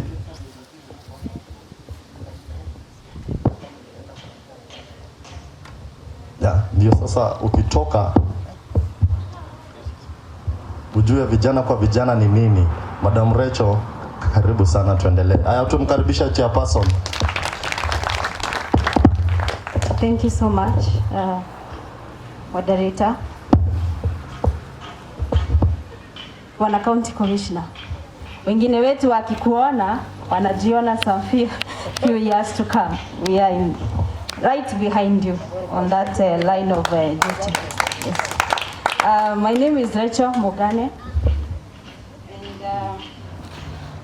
I am the chair Vijana Kwa Vijana Initiative, and I do not work alone. I would kindly again request to recognize my team. Simama tu mahali huko uweve if you are a committee member. Gitari, nilimuona mahali, yes, thank you. There's Gitari, there's Matigari, and then there's Dennis Blue Boy hapo nyuma. Kindly let us appreciate this team. It has taken a lot of time to pull this together. So Vijana, what is Vijana Kwa Vijana? Many people have been asking me that, and Vijana Kwa Vijana is a group of young people from Kirinyaga County, which started in 2017, but it was officially registered as a community-based organization in 2019. We have been operating mentorship programs, especially mostly in high schools and in churches, and now we want to offer our services to the larger group of the Kirinyaga young people. And this is an initiative that is open to the like-minded young people of Kirinyaga, and we want to stand our ground and say that we have been sidelined on the matters policy making in this county and country at large. We have been sidelined in matters that affect us as the young people. So we want to stand in that gap as Vijana Kwa Vijana Initiative and take up that challenge and push the youth agenda in this country. And we are going to do that by advocating for peace. We are also going to advocate for the right leadership in our county. And we are going also to advocate for inclusivity of the young people in each and every area of our life, especially in the policy making, because we know sisi tunaweza fuata wanasiasa huku mashinani tuwafuate, but where the meat is in policy making, because if we don't have the right policies that support the young people, whatever we do haitakuwa na backing huko juu. So we want to put ourselves in that gap, and we want to put ourselves in that space, and we want to commit that we, as the Vijana Kwa Vijana Initiative, we are 100% supporting that. If we fight the government, we fight ourselves, because as the young people, hakuna kitu tunaweza achieve. But if we team up together, if we present our issues in diplomatic ways, we know that the government will listen and they will put us in the right place. So, Bwana County Commissioner, ukipeleka pia ripoti huko juu useme Vijana Kwa Vijana Initiative in Kirinyaga County support the current the challenges that we are facing. And today we are going to declare that we are going to find solutions for our problems, and we are going to act on them. So in a challenge now Russia. So as we move on today, let us take this initiative deep from our heart. Na tujue, if we don't stand in the gap of this generation at this particular time, our watu wako nyuma yetu watatulaumu, because they will not have role models, because sasa wanarika wengi currently we are being used by politicians. Sisi ndo tunarusha mawe, sisi ndo tunapiga events za wanarika wengine. So if we don't call ourselves, tujiita tu kamkutano, tuseme enough is enough, we have to take this challenge, we have to set ourselves apart, and we have to stand with our principles of the young people. Because if we come together, We are the majority. If we come together, we can even elect a president in this country. But how do we achieve that? We now need to support each other, come together and not stop fighting each other. I want to appreciate my sister Nanikoni. Kindly appreciate her, because if I see a lady anapanda huko juu, najua zile vita mtu anapigana. So let us appreciate each other. If a young people from Kirinyaga County is rising, let us push her or him, because tukiangalia kama guest list wa leo, we have Madam Commissioner Nyutu. She will be coming, but she has risen to the national politics. Why? Because back home watu walimsupport. So ukiona Rachel anatengeneza event kama hii, ndamweka pale juu, tafadhali support. Ukiona Koni anapigana huko juu kwa parliament, support. Ukiona Shujaa Christine ako huko anapigana kwa in another line, support. Because I usually say Kirinyaga is big for all of us, and each and every person has a star, but we don't shine at the same time. So if my star shines today, that does not mean your star will not shine tomorrow. So kwa hayo machache kwa hayo machache, let us appreciate each other and be free today. Let us communicate, and tukitoka hapa tutoke na resolutions. Young people of Kirinyaga, tunaenda hii njia, na this is what we want the politicians to follow. Thank you. Then kila mtu anashindwa, nani wanaitana bro hapa? Then kidogo nakumbuka,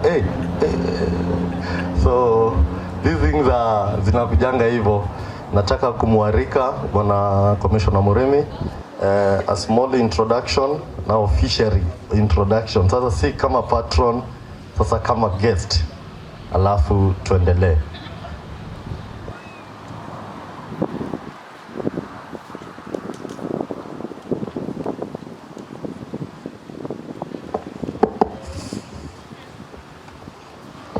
Asante moderator.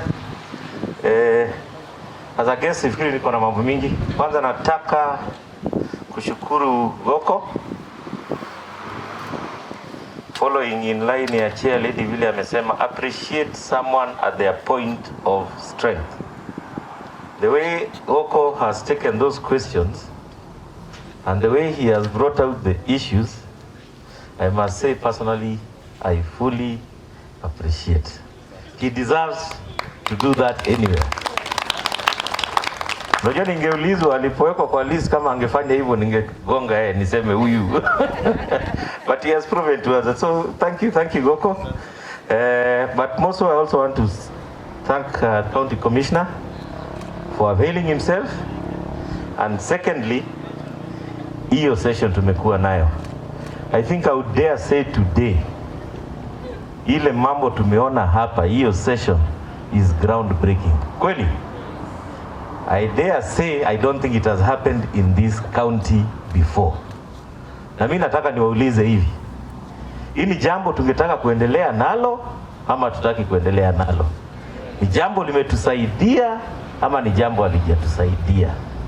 Kama kuna identity ya serikali kuja kwa mguu yako, iko example nyingine? Iko? He is a representative of the presidency in this county. You have had a face-to-face chat. So tusidanganyane hii mambo ingine tunafanya huku. Maswali tumeuli. And for that I want to thank you County Commissioner for being available and for answering those questions. And most importantly, amejipatiana akasema namba yake si ametoa. Na akasema mnaweza and akasema pia yuko tayari kushika watu mkono watembe. I only want to make one special request, because we say today is also a time to celebrate people. You know, the chair lady talked something there. Anakuona anafuata. And since this is public information, I think I do not need to borrow or to ask for permission to say it. We have two people here out of a number of others in this county who made it as ACCs in the last outing that was published 3 or 4 weeks ago. We need to celebrate our chair, we need to celebrate Christine. Na tuseme yote tushukuru Mungu. Kwa hivyo mimi nitaomba ndapata lunch, tukule ndio uanze kumonitor na kuje.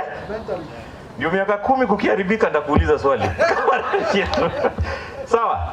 And it means there is all this potential in this group, and that is what we want to work on. That is what we want to bring out.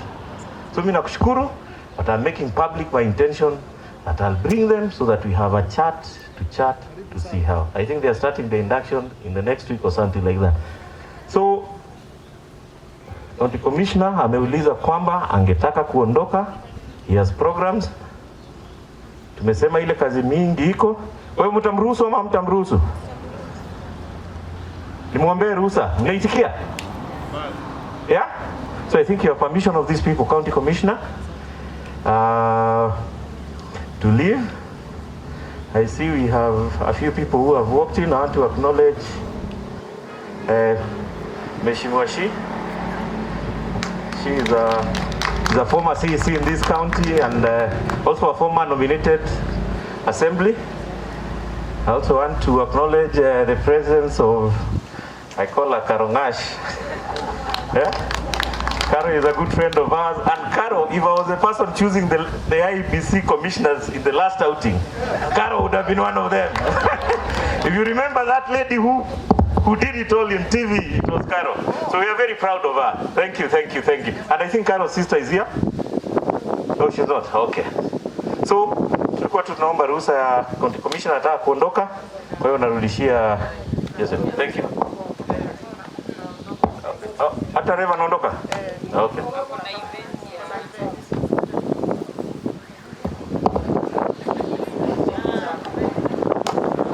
Sasa, just a minute before when the County Commissioner talk, I want us to do a group photo na committee, organizing committee na County Commissioner haraka.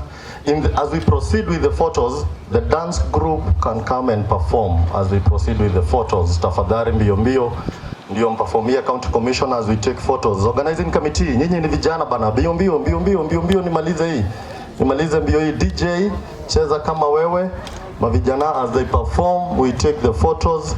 Sijui sasa mtatumia crowd gani? Aya, gitari uko wapi bana? Gitari utachelewa. Committee as we take that photo.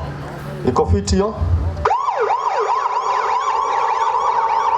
Faster get nani, faster gitari mbio. County Commissioner is organizing committee.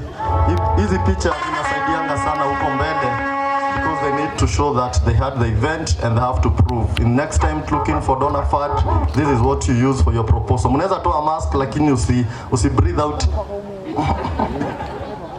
Breathe into haya. Ndio committee. Tukae chini, tuache County Commissioner na Commissioner Muremi na wageni wetu. Haya, committee tukae chini, wageni wetu Madam Shujaa, mchungaji Karoshi, haraka tukaribia hapo mbio.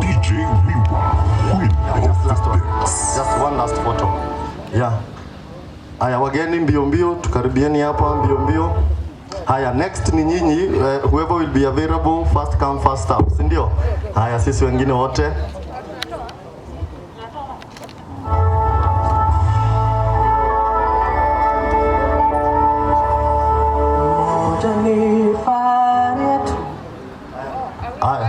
Haya, wengine wakuja mbele.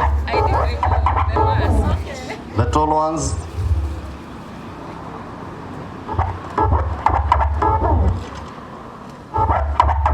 Tumaliza unasema. Haya, tuanze na Moya West. Mbio. Moya West, mbio.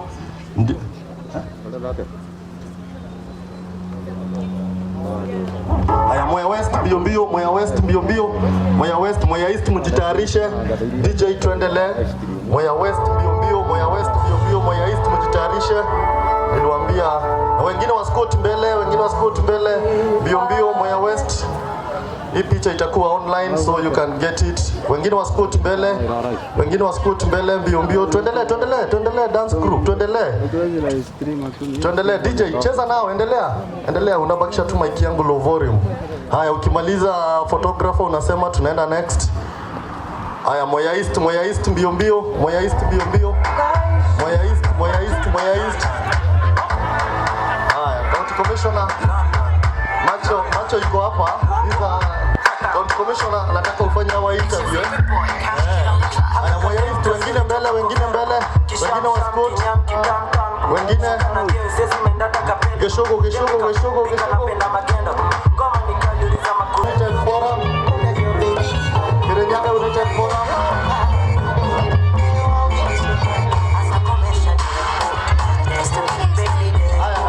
Haya, songeni mbele kidogo.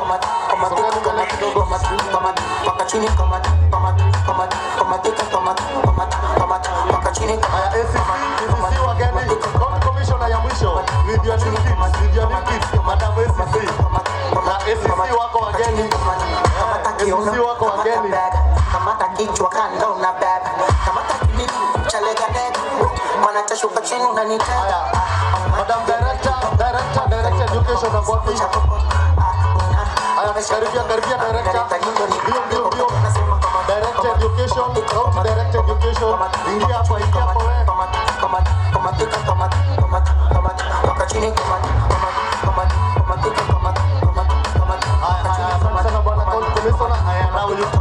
Now you to leave now.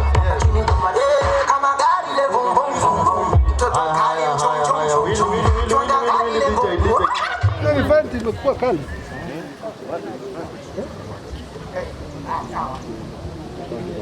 Haya. Tunaendelea vizuri. Nataka salimia Karo sasa. Ni ule kwanyu. Ngona Nairobi. Haya. Nataka kuintroduce Karo. Karo is my friend. Na kuna kitu nataka kabla tu regroup Commissioner Rudi. I want Karo to say hi to my brothers and sisters. Sasa ndio Kirinyaga zinanga kwetu lazima ukinihanda. Okay. Irongo thanks. Mulega inyuothe. Ndiraria Kirinyaga kiega. Ndirageria. You know, I went to school in Baricho. You're aware? St. Agnes. Yes. Wow. St. Agnes, 5 years. Nice. Yeah. So, Mko. Okay. My name is Caroline Nganga Jerry. I'm from Murang'a County. And I'm happy to be here. I have found many friends of mine over here. I'm here on invitation from Commissioner Moremi, who is a friend of mine, a good one. Tunasaidiana in preparing our nation and ourselves and everything we are about. I don't know whether this is the point at which I say something or it's later. No. Right away. You have in a session. A question was asked. Yes. We can sit down. Staki uchomeke alafu boss mzayanza kuleta ma. Alafu ni Karo is a youth in national politics. Na muliuliza Konia aliuliza swali, what does it take to get to national politics for a young person? Mimi na wewe tumekuwa huko. So first, kabla ujibu swali, tell us your journey kutoka St. Agnes mpaka interview ya IBC Commissioner. Okay. So I was at St. Agnes in the 90s. And then from St. Agnes, I went to Loreto High School, Limuru. And then to the University of Nairobi.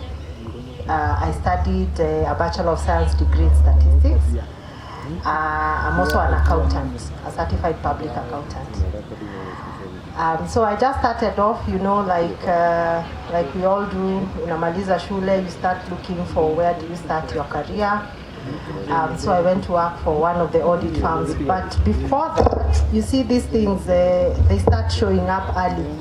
And you're almost not in control of what is happening to you. Things other people think are not important start to be of importance.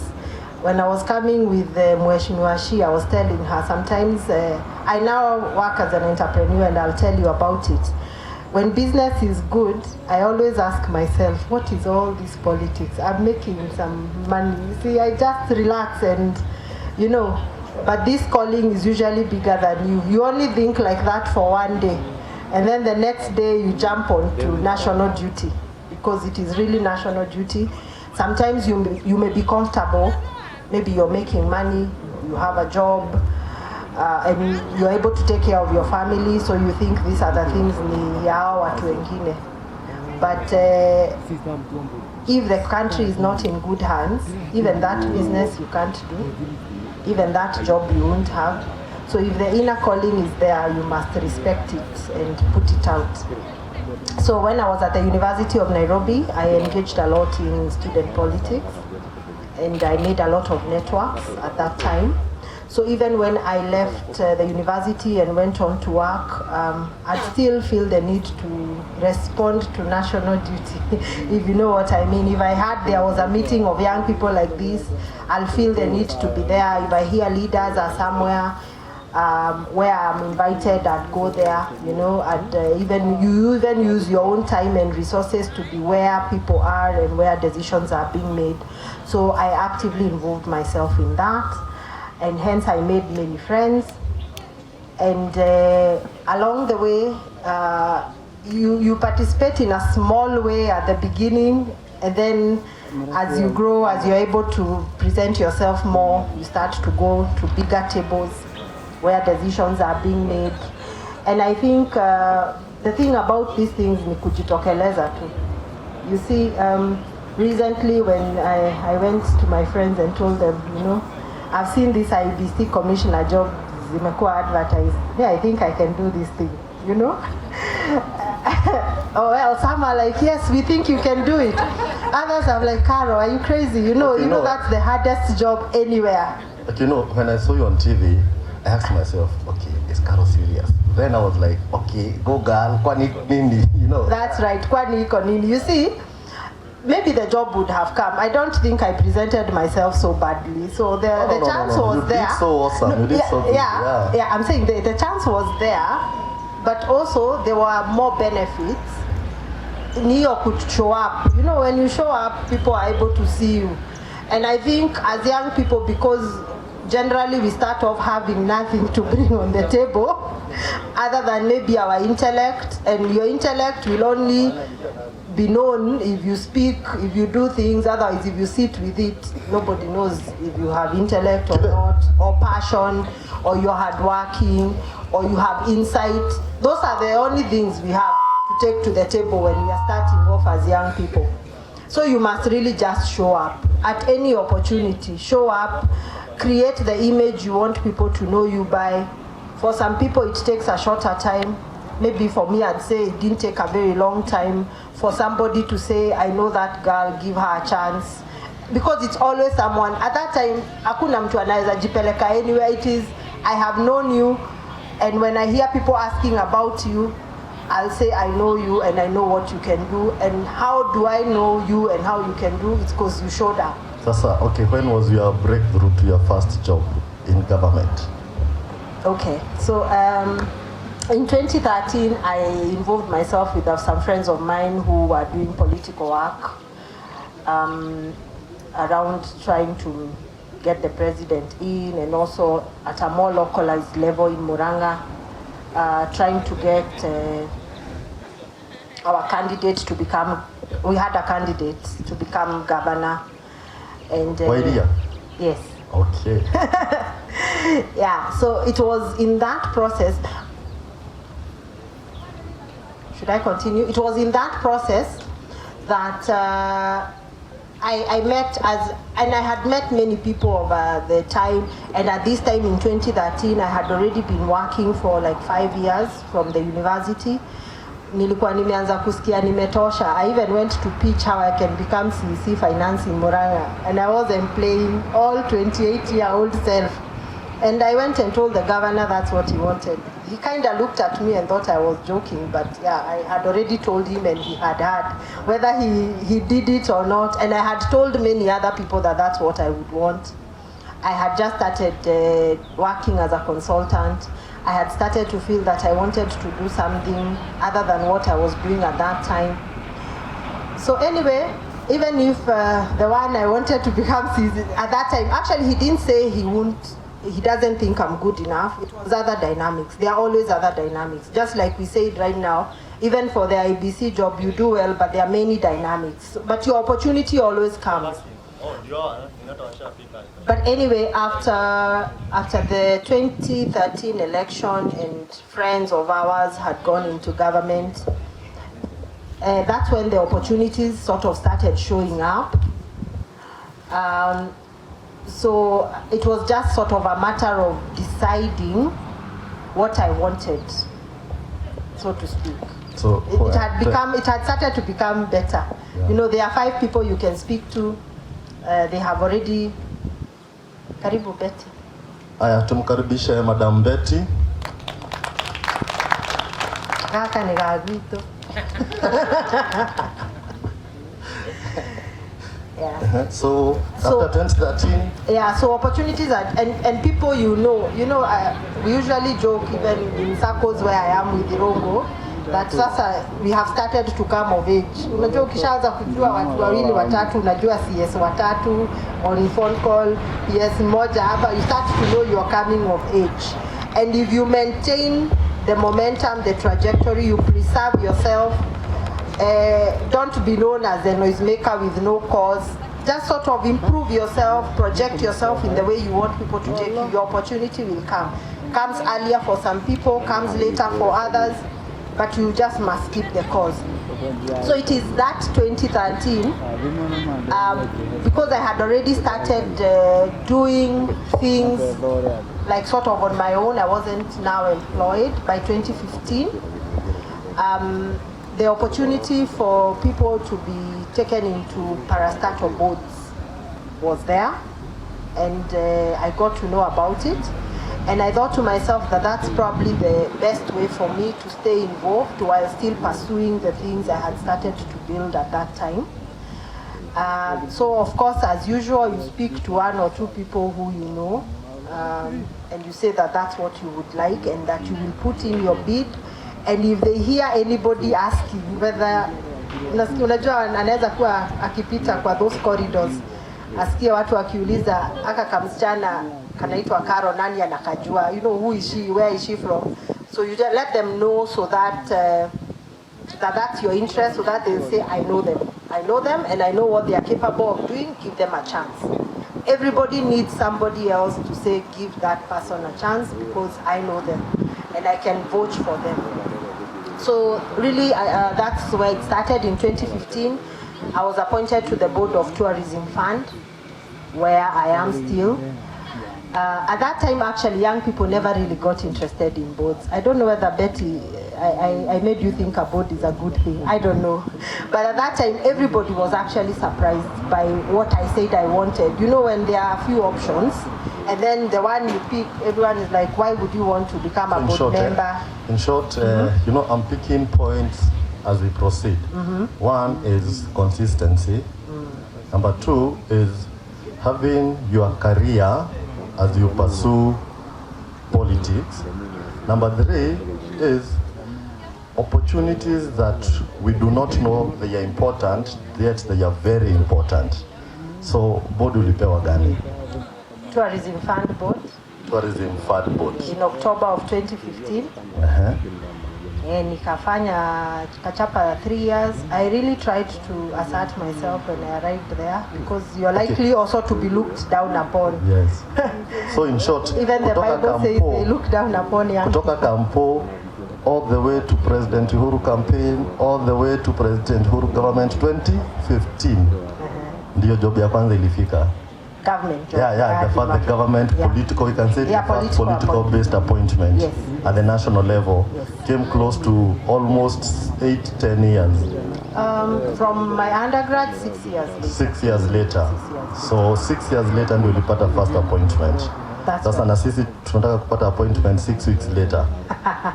Sawa basi twende. Well, unajua pia inaweza kuja 12 years later, lakini for it to come and find you at 12 years later, lazima unafanya mambo, na mambo ile inaheshimika Tourism Fund, ukamaliza. Nilifanya first term up to 2018. Yes. Nikapata a second term. Wow, makofi. You know, getting 2 terms in government is not easy. Yeah, so I'm still serving. I'm about to finish my term, 2 terms of 6 years. So ndio ninaangalia kuona ni wapi. Siaya ama ni Murang'a? Homa Bay. Yeah, so you asked how the road to the first. Yeah, to the first government show. So, one thing that, okay, I'm waiting for your questions sasa, because after this we are having a commercial break ya chai, alafu tuendelee, unachukua chai, unakaa chini, we continue with Madam Betty, saa 9 anafaa kuwa mahali kwingine, nimemkorofisha mpaka amefika. So nataka tukimaliza na Karo, we take tea, come back, sit, we proceed so that we can save on time. Sasa, what are the benefits of being in a board? Maybe mtu anauliza, because young people tumegrow tukijua hizi vitu ni za wazee na hazina pesa. What are the benefits of being in a board? In a board, local, national, parastatal, what are the benefits of being in a board? The biggest for me has been, it's a very high level position. So if you're smart, you can use it to chart your course. If you're a business person, I usually joke, I don't know whether this is legal, but says because our wakili, if it is illegal. I usually joke how I run a business, we are exporters. So my first landing at the Export Promotion Council, I called the CEO and said I am a board member at Tourism Fund and I have something I'd like to discuss with him.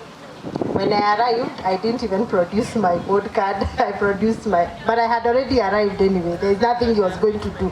Maybe had I said, I am an entrepreneur, I am interested in exporting, maybe 25 people had called him that day to say the same thing. So I don't know whether he would have listened. Or later, it became very useful that I was part of that system. So, I mean, there may be no big money benefit in terms of remuneration to self. It depends anyway on how busy and the activities your board is involved in, because as board members we are paid allowances based on sittings and the activities you involve yourself in. But it is a great opportunity for you to really just stand out. And the thing is, and Betty will attest to the fact that I told her this, if you have your own cause, that's when being a board member is fruitful. Because now you will have this thing that maybe would have taken you 10 years to build, but because you've been given a platform, you can make a few of those calls like mine, and of course tell people when you show up in these platforms, you're only board member for half the time. The rest of the time you are who you are and the cause you're undertaking if you're a business person. What are you exporting?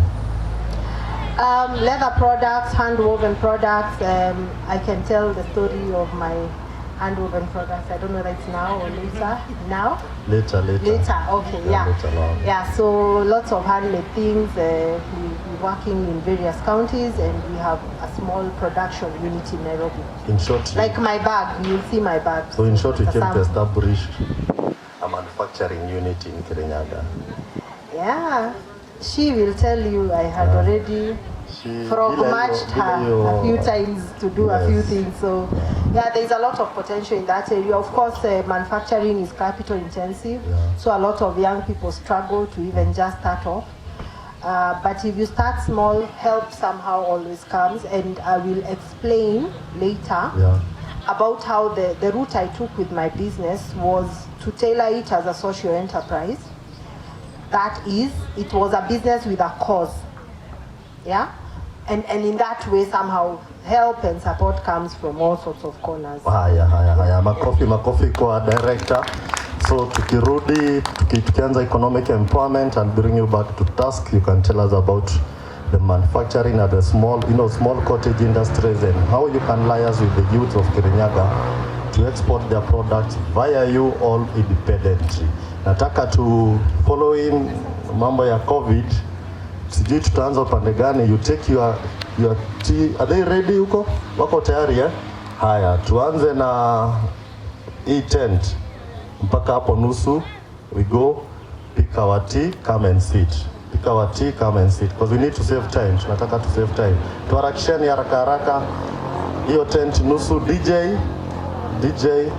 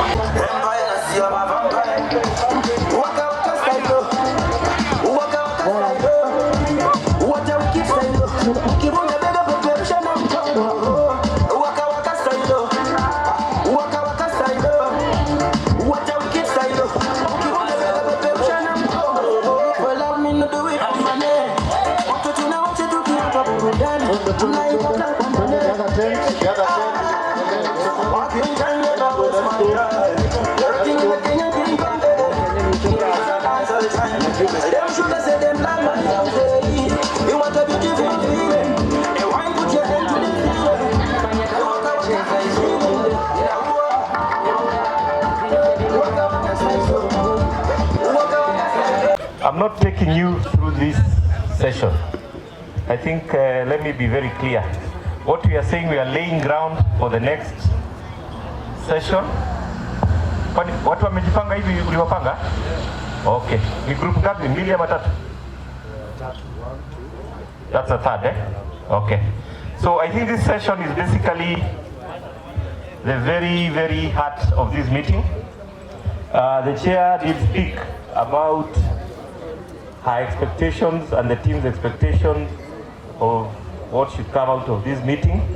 Na ni kwa sababu hiyo watu wakawekwa kwa hizi group tatu, so that we are able to probably delve into detail into all the issues that we want to deal with.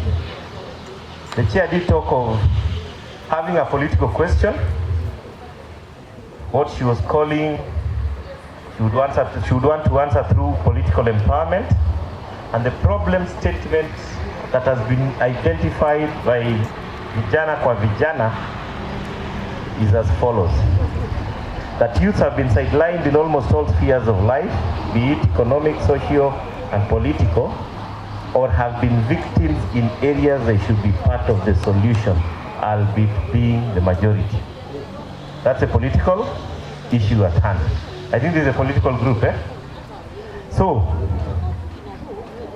I think what this group will be discussing is youths have been used in politics for their numbers, but have been sidelined in governance and decision making. The question is, do you agree? Hey, amunijibu mimi siko. Eh? Hapana musikimbilie, nataka muongee. And if you agree, why? If you don't agree, why? And your recommendations. Youth have been used in politics for their numbers, but have been sidelined in governance and decision making. Do you agree? If you agree, why? If you don't agree, why? Out of that, we want your recommendations to the resolution of that problem.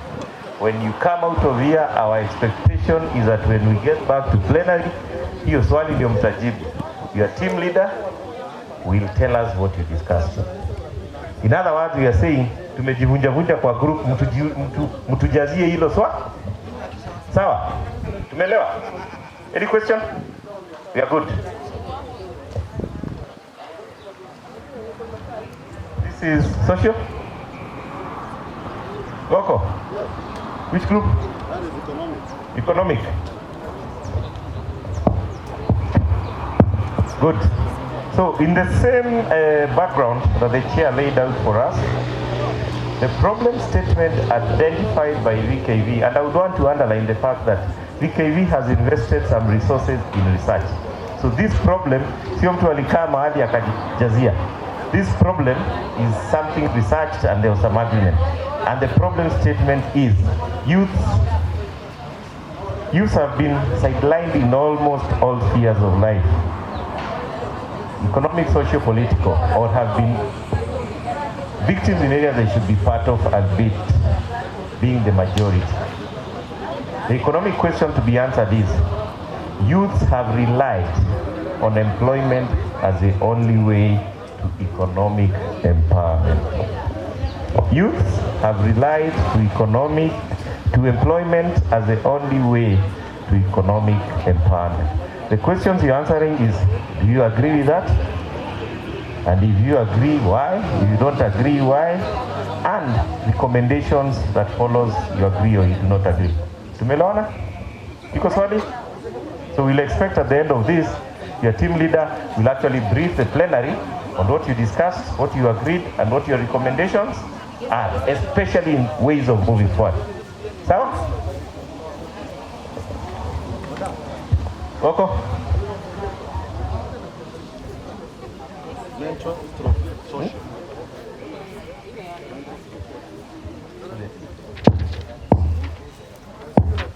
So this group should be one, eh?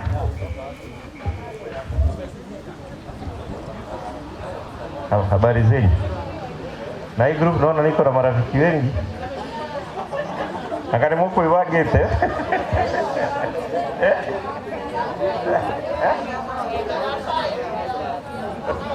Situfungue njia. Watu wanaimanga wimbo za Kirinyaga wafungue njia hapo.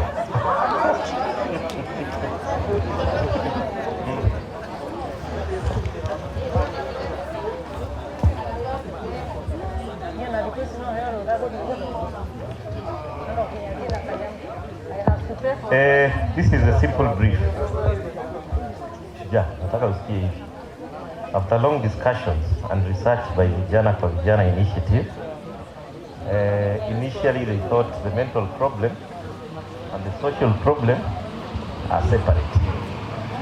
But after a lot of thinking, they kind of agreed that the social problem and the mental problem are one side of the same coin. That is why unaona hizi group zimewekwa hivi na tunasema zijo na bado wanakataa. Kwa hivyo itabidi kwanza uwa convince washika. So the issue on social empowerment, again, the problem statement remains the same. And I insist again, sio mtu alikaa mahali akikunywa soda zake akatengeneza hii swali. Hii ni research ilifanya. That youths have been sidelined in almost all spheres of life, economic, social and political, or have been victims in areas they should be part of the solution and being the majority. And I think that has been the theme mostly spoken about. So the question here in terms of a social setup is, youth have... Our other chief guest, my friend Commissioner Mboye is in the house, my friend Commissioner Betty is in the house, Director Karo is in the house, Mheshimiwa Shi in the house, our chair for VKV, Madam Rachel is in the house. Kwa hivyo mkutano tunairudisha back to action. Haya. Action number 1. Team facilitators mbio na wataka hapa. Koni, your team facilitators. Mheshimiwa, tafadhali achana story mingi. Tafadhali na wataka hapa. Team facilitators na wataka hapa. Getare sikuoni. Koni, you're still seated. Haya. Hiyo timu nyingine ilikuwa na nani? Getare na wataka hapa. Nataka kuwapatia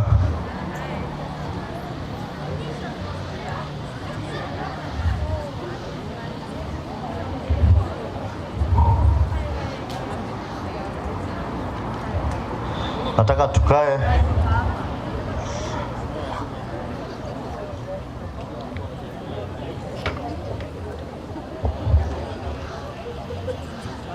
team facilitators, nataka tukae pale nyuma ama pale, just get a seat. 3 of you consolidate your... Good afternoon. So, Commissioner, good afternoon. I'm monitoring to win your attention. So, we are very happy to be here. My name is Betty Maina. And kindly, nitafanya chap. So tukifanya chap na nyinyi msikize, you borrow a word. Even if it's one, it might take you to the next level. My name is Betty Maina. I wish to acknowledge the presence of our CAF, Wamboi Nyoto Commissioner, our Commissioner here, Karo Nganga, and all the guests who are here. I'm from Murang'a County, and I'm so proud to see daughters of Murang'a County leading in Kirinyaga events. And we are very hardworking because one of our sons from Murang'a County is somewhere wedding your governor. So we are very aggressive, and we are going to take all the opportunities to assist the people of Kirinyaga as you assist us. I'm a director in Adi Water, and I became a director at an age of 28 years. One of the things that inspired me is when I was around 24 years, Carol was a director. I used to admire her. I used to see everything that she used to do, and I endeavored to become one. And I thank God, Carol, you mentored me, and I've been really working hard to try to do things as I watch the people who are ahead of me. After Carol became a director, shortly Wambui Nyoto became a director. And I want to congratulate you, ladies. You are very aggressive. We continue maintaining the momentum because you being a director inspired me to lobby for such a position. And I became one. Wambui Nyoto became a commissioner. By her expanding her horizons, give us an opportunity to feel that whatever we've become is just a stepping stone. I'm happy to see a lady Kath. These are the things that inspire us. I will not talk about government opportunities because we have two commissioners here. We have Carol Nganga here who spoke to us very nicely. We have a Kath here, but I will speak a very different field. When I became a director, it was a term for 3 years. And one of the biggest questions I asked myself, what next? I consulted Carol. That was immediately when I became a director. Carol had started her own company, aligned with what she was doing by being a director in tourism. She was doing something different called Crafts with Meaning. Carol is a very hardworking, and she's a very hardworking lady, and she's an entrepreneur. So Carol told me, either register for an NGO or a CBO and look for another opportunity that you can do. Because being a director is something that is short-lived. Our term is expiring in the 9th of February. Meaning after that, we have to look for other things to do. I will speak about myself in my capacity as a farmer, because I'm a farmer. And when I speak about a farmer, or being a farmer, I want to encourage the other youths who are seated here. If I assure you that you can become directors, I will be lying you, because Kirinyaga County, you cannot produce 100 youths to become directors in government prostatus, whereas the directors we have in the whole government, they are less than 1,500. So it is good to be honest. We cannot all become directors. We cannot all become MPs. We cannot all become chief administrative secretaries. We cannot all become commissioners, but we can still create opportunities within ourselves and become better and greater. You look for an opportunity that will take you to the next level. I do farming. One, I do chicken farming. The person who mentored me to do chicken farming is seated here, Carol Nganga. When I was a young girl, I visited her farm. She had 3,000 chicken, and she was making good profits from it. She mentored me. I've worked with Carol. She has never known why I like being close to her, but I like learning from her mistakes, learning from her strength, and learning through her opportunities. So one of the things I'm doing, I'm practicing farming, and I'm able to produce over 1,000 trays of eggs in a week. I'm also a pig farmer. And yesterday I was doing the census for the pigs. There are more than 300. Irongo Goko, you visited my farm, and exactly that is what I'm doing. I visited a farm in Makuyu that a young person is doing rabbit farming, and they have more than 3,000 rabbits. There's another thing that was trending on social media for a youth from Kirinyaga County who is making some chargers here. We have to unlock our potential. We have to look for other opportunities outside the opportunities that are there. How do we get it? One, when I started doing chicken farming, there was a bit of construction. After constructions, I had my own chicks. Before they graduated to become layers, I injected money in that project for over a year without getting returns. I have done pig farming. I have more than 300 pigs. I've never sold one, but I've been injecting money without getting the returns. What am I saying? We have to know how to inject without getting instant gratification, because that is one of the problems that is ailing our youth. When you start a project today, you want profits tomorrow, and if the profits are not there tomorrow, you have no patience to nurture, to grow it, and you abandon it. We have to learn how to become patient. Your parents took you to school, injected money in that university for 3 years with no returns, only you getting that education. So we have to learn how to become patient. We have to learn we have to define what we want, define the process, and start working hard to making sure that our things are happening. You appreciate your process, you appreciate your challenges, you nurture whatever you want to do. Because we are not nurturing. We have abandoned the responsibility of nurturing. We want instant gratifications as youth. We have now to start to change the way we are doing things. We have to be patient. We have to look for people who are called mentors. Look for people who have done it. If you go to farms, you'll find an avocado farmer who will tell you that they are making profits over 5 million. But before those avocados became seedlings, and before they started bearing fruit, it was a process. We have to appreciate processes. We have to stop giving up. We have to stop listening to naysayers. We have to stop being led that there are no opportunities for the youth. I believe there are very many opportunities for the youth, but for the youth who seek.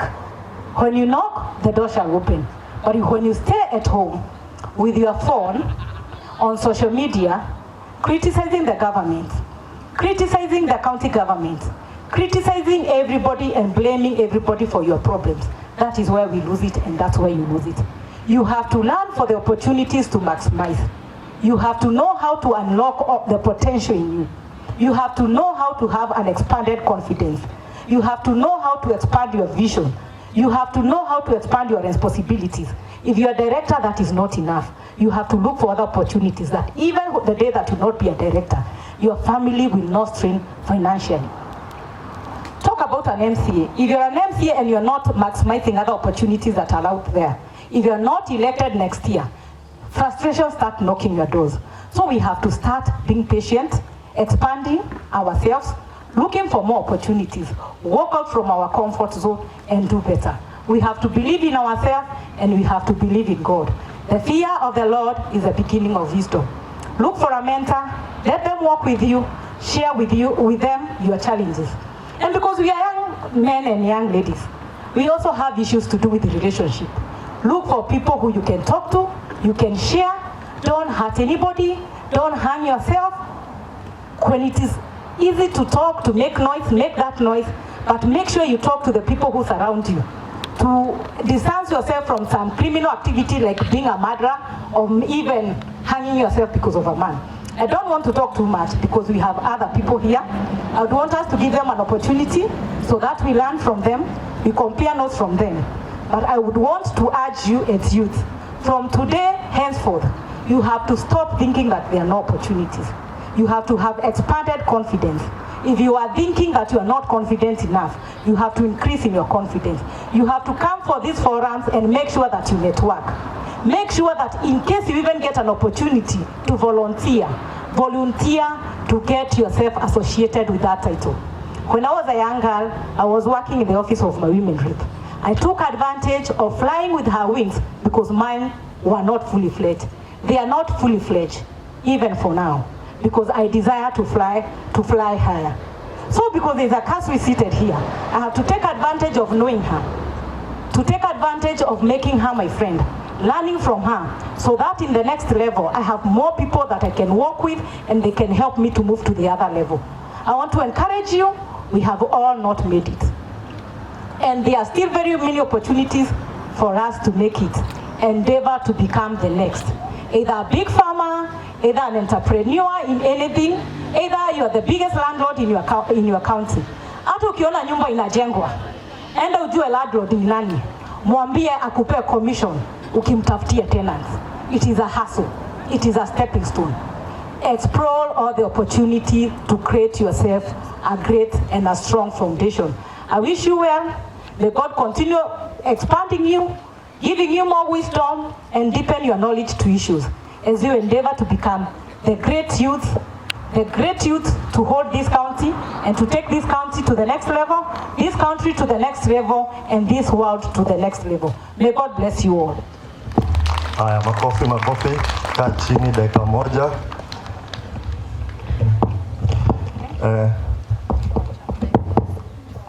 Betty, kuna story hajawaambia, and one of the reasons we invited Betty is because all of us think success must pass through university immediately after high school. All of us think lazima there's that defined route ndio lazima uende, na kuna mtu hakufail lakini hakupita kwenda university high school, ama wazazi hawana pesa kumpeleka shule, and they are there in the village thinking it can't be done. So Betty, I just have one question, then I release you. I know you have a forum tomorrow. Pole sana kwa kukuweka, lakini big brother lazima ungetii, and thanks a lot for coming. So kutoka mashinani, like a youth in the village, when we met tulikuwa ma youth mashinani, how can you encourage that young man or that young youth ako pale mashinani and I feel, they feel they have the urge and the capacity to rise? How can you encourage that young person mwenye hata ana certificate, alimalizia form 4, they are done, their parents can't afford anything, ni yeye tu na dream yake na mweho konagai? How can you explain? Oh, pole sana madam, yes, mweho konagai ni kusema determination in God. I would say, like, I want to give my personal experience. Wambui Nyoto will know it today, that when I finished high school, we were very many in our family. It was impossible to complete my degree. At some point, I had to stop. But now I'm even finishing the second one. So, sikumaliza kusoma. But there is one day I said something on social media that trended in the wrong way. I said sometimes you have to position yourself. You define your space and you make sure that everybody acknowledge that that space belongs to you. I could work with leaders from my county. I'm very aggressive. Then we used to be noisemakers and naysayers on Facebook, but we made sure that our noise was being felt. So what I would want to encourage youth, positioning yourself is very important, including positioning yourself with the church leaders. Because if tomorrow maybe Madam Cass will be coming to your church, kama ni woma position vizuri na mchungaji, you are definitely sure ni wote ambao mpe maji, you have the liberty to walk around and to be seen around. Otherwise, by staying in the back seat, inaharibu sana. So I would want to encourage our youth, position yourself. If you have to write something on social media, apparently I've become a preacher. But because you're establishing yourself, write the right articles. Write something that will attract your women rep, your governor, or any leader. Don't take it. But then let me tell you something. All these leaders know how to rate you. Fulani ni goon, anaandikanga matope, ukimpea dhao, atalala kitu usiana. Fulani na yeye anaandikanga article mzuri. So when they get elected, they go for the nice things. They go for the fine people. Define yourself. When you define yourself, become more refined. Become better with time. Na usitikie kutubiwa, but make sure your presence is felt. Mkikuja hapa, one of you angekuwa ametusalimia wote, amechukua namba, make sure your presence is felt and have no apologies for that. Haya, last one. Ndio, I allow you to go. I know the bishop is waiting for you. Young ladies go through a lot of stigmatization, or is it profiling, in terms of Alilala Nagoko, OCG, he's dating commissioner, I don't know he's dating who. Yet you have a husband at home or a boyfriend at home. How do you balance that? Because I know you've been a victim. You're my friend, I know you've been a victim. So I want you to tell us from your personal experience, because hii tent yote iko na mademu wasupu wengi sana. And maybe quite a number of them achelewa na shinanga wakiwaambia hivi.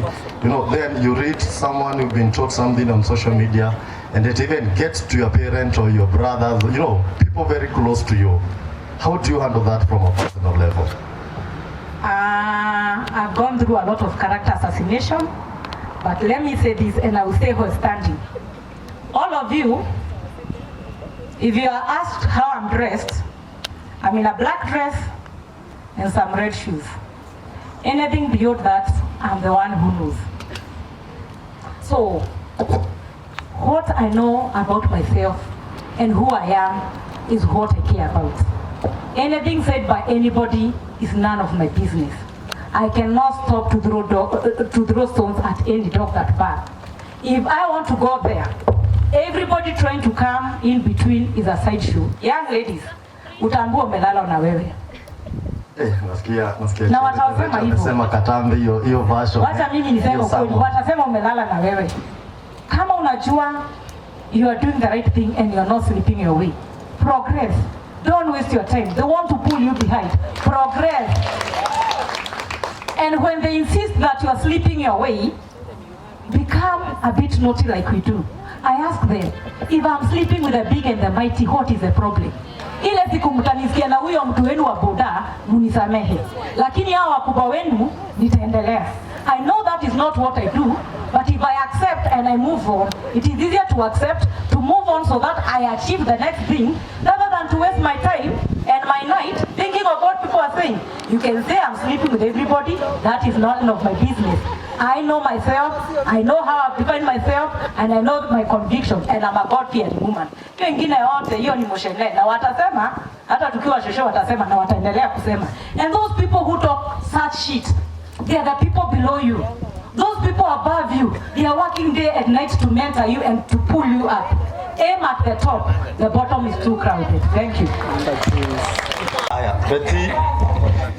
Hey, last one, Betty bana. Relax. Caro. Last one. Mulichukua gavana wetu. Na nataka utuambie, uko na mtu ama maboys wachangamke? Ni lazima no kinya tuireherie. One, because Caro will comment about it. Acha kuruka. Yuko ama yuko. Maboys lazima tuchangamke, lazima. Mimi ninatafuta. Lakini my mentor aliniambia nisikawahi kuwa bibi ya pili. Juu sitaki kukuwa na katoto kadogo, alafu ananipea moral support kwa simu. So I would want a known husband. Oh, unataka full husband? I want a known husband. A known husband. And one and only. Oh. Yeah. Natafutwa, mwenye atapata mwingine wa kwanza mimi niko sawa. Mungu akisema niye mimi niko sawa. Yeah. Haya. Asante sana Madam Betty. I met Betty in 2015 in a very funny way. Nilikuwa nimetoka campaign commissioner. So Monday was our off day, watu wa politics na watu wa kanisa. So Monday tulikuwa tunaenda Sun City kuswim.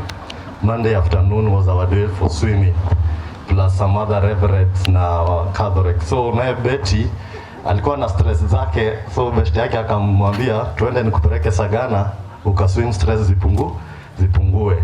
Na acha niwaambie madem, mtu akikuomba namba mpatie tu. Na ukisalimiwa salimika.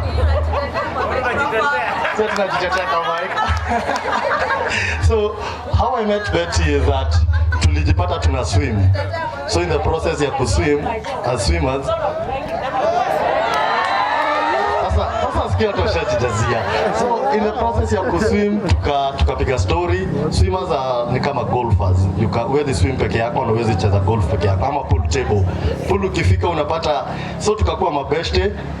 Then tuka exchange numbers. So later on nikampata social media. So tulikuwa na rafiki yangu wa Murang'a anaitwa Masharia. So when Masharia wrote an update, I saw a comment, nikashindwa. So opening nikaona, I think Fuel Dem tulikuwa naye Sun City. So we became friends. And that's how, when I was entrusted to be in charge of Mount Kenya region wakati wa campaign, that's how I picked Betty, because we had already became friends. Na hatujai date na to date. At least hiyo. Hakuna hope hapa. We've been friends like yeye ni sister na mimi ni bro yake. I'm a big bro and small. Can I comment something? Yes. The time I met Irungu, I had been fired from a job. But instead of crying and whining in the house, I decided to go to swim. So ladies, when you go through disturbing situations and young people. You don't know what we are all going through here, but we are here. You learn how to leave your bed, your bedroom, your house, go and learn how to dust off. You have to move on, and when bad things happen, life must move on. Haya. Makofi kwa Madam Betty. That's how you grow, that's how you network, that's why this forum is here. To meet people, know people, you never know who's seated next to you. Na kama umekanisha na mtu wa kwenye ushago, wewe ni fala wa ushago. Kanisha na mtu ujui, ndio mjuane, si ndio? Kama umekanisha na mtu wa kwenye ushago, wewe ni fala wa ushago. Kwa hivyo lazima ukanisha na mtu ujui, ndio mjuane. That's how you network and grow. Asante sana Madam Betty, at your own time and pleasure you can live. Now I want to invite Madam Shujaa to give us a presentation. Earlier before Madam CAS, tulienda groups, we grouped ourselves. This organization have done a research and we have sectored 3 sectors, main sectors among the youth: social, economical and political. So tulikuwa break, every team ikafanya point zao, so we want them to present. Na tunaanza na Madam Rose, karibu sana. There's a microphone hapo huko, if I'm not wrong.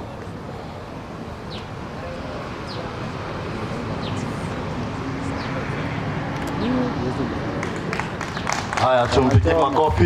Hiyo timu inapiga makofi. Acha tusikie maoni yenu. Kama ilikuwa tu ni story mingi, wacha tusikie, wacha tuone mali ujanja yenu imefika. Karibu sana Madam Rose, alikuwa mwalimu wetu pale high school na tunakupenda tu hivyo bure. So you have your 5 minutes of teach. Yeah, you're here. Sasa na June aspire kuwa women rep. Bunge unapewa dakika 3 zikizidi sana 5. Sasa nimekupatia kama speaker 5. Saseni. Okay. So I don't know if. Is it okay? Saseni. Mimi naitwa Shujaa Rose Washira Karani kutoka Kerugoya, lakini kwetu nyumbani ni kule Kafonge, Kagumo. So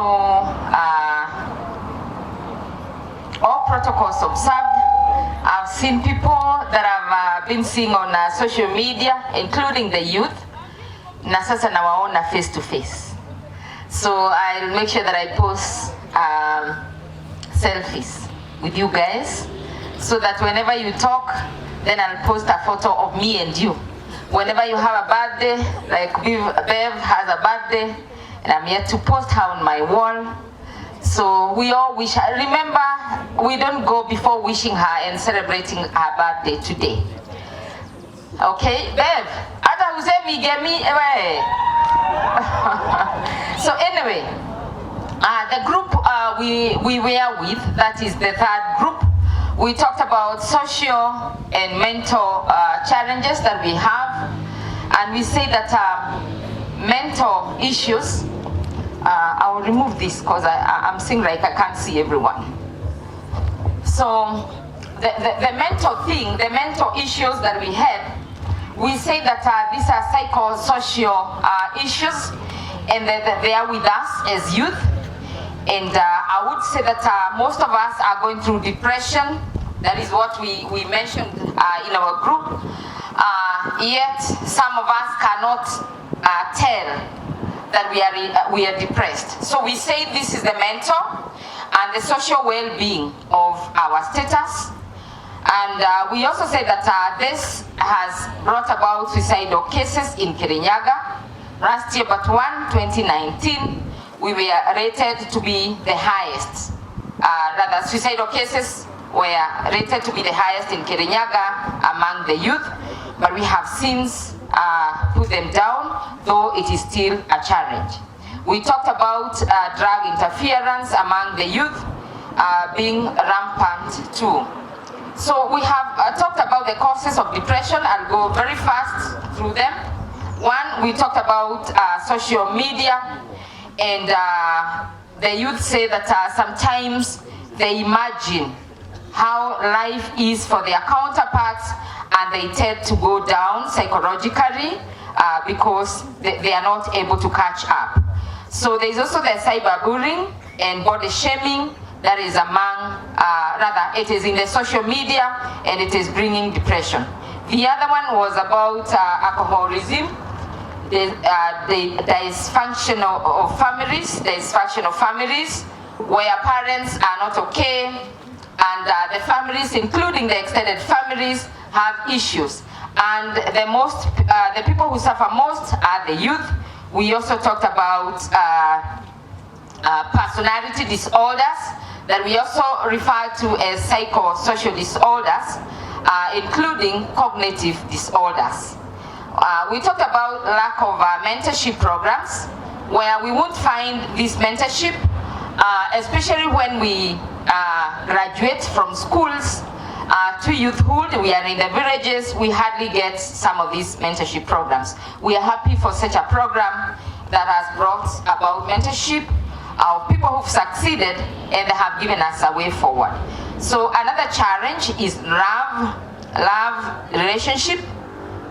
In fact, we even talked about rejection. We also talked about exposure to childhood trauma that we went through when we were children, including sexual abuse amongst children who have now grown to be youth. Then we also talked about poor governance that is making us have no jobs. We also talked about societal expectations, and I remember someone mentioning that sometimes the community will expect you to build for your mother or your father because a friend of yours did the same and you probably do not have a job. So we also talked about unmet expectations. We have expectations within ourselves, and when they are not met, then we have issues. We think we are at the worst of situations. So then we talked about change of economic status, where you may have, you probably had a job, you lose it. Your parents had money, and now the money is not there. So change of economic status. So recommendations. We came up with a list of recommendations. One is that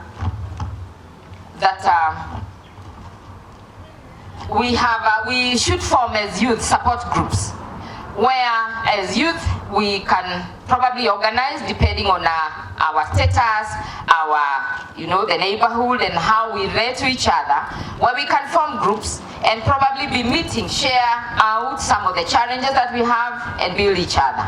We summarized it to mean support groups. Then the youth were recommended to be real, so that you get to the reality. Who are you?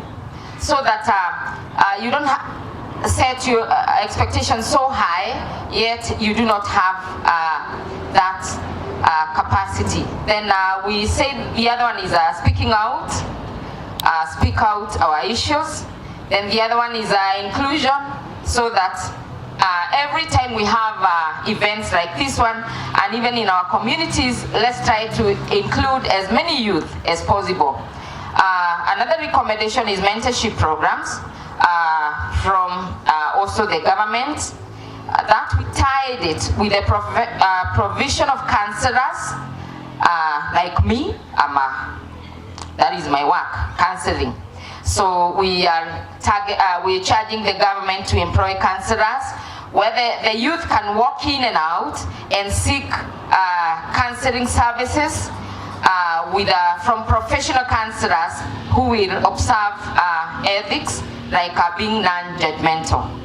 So that was combined with depression management classes. We also talked about empowerment, government to come up with youth empowerment programs, both the national government and county government. We also observed that there's need for a rehabilitation center of those who have abused drugs, so that they can go through the detox programs, and this can be facilitated by the government, and especially so the county government, since health is devolved. So we also talked about checking on each other. Please check on your friends.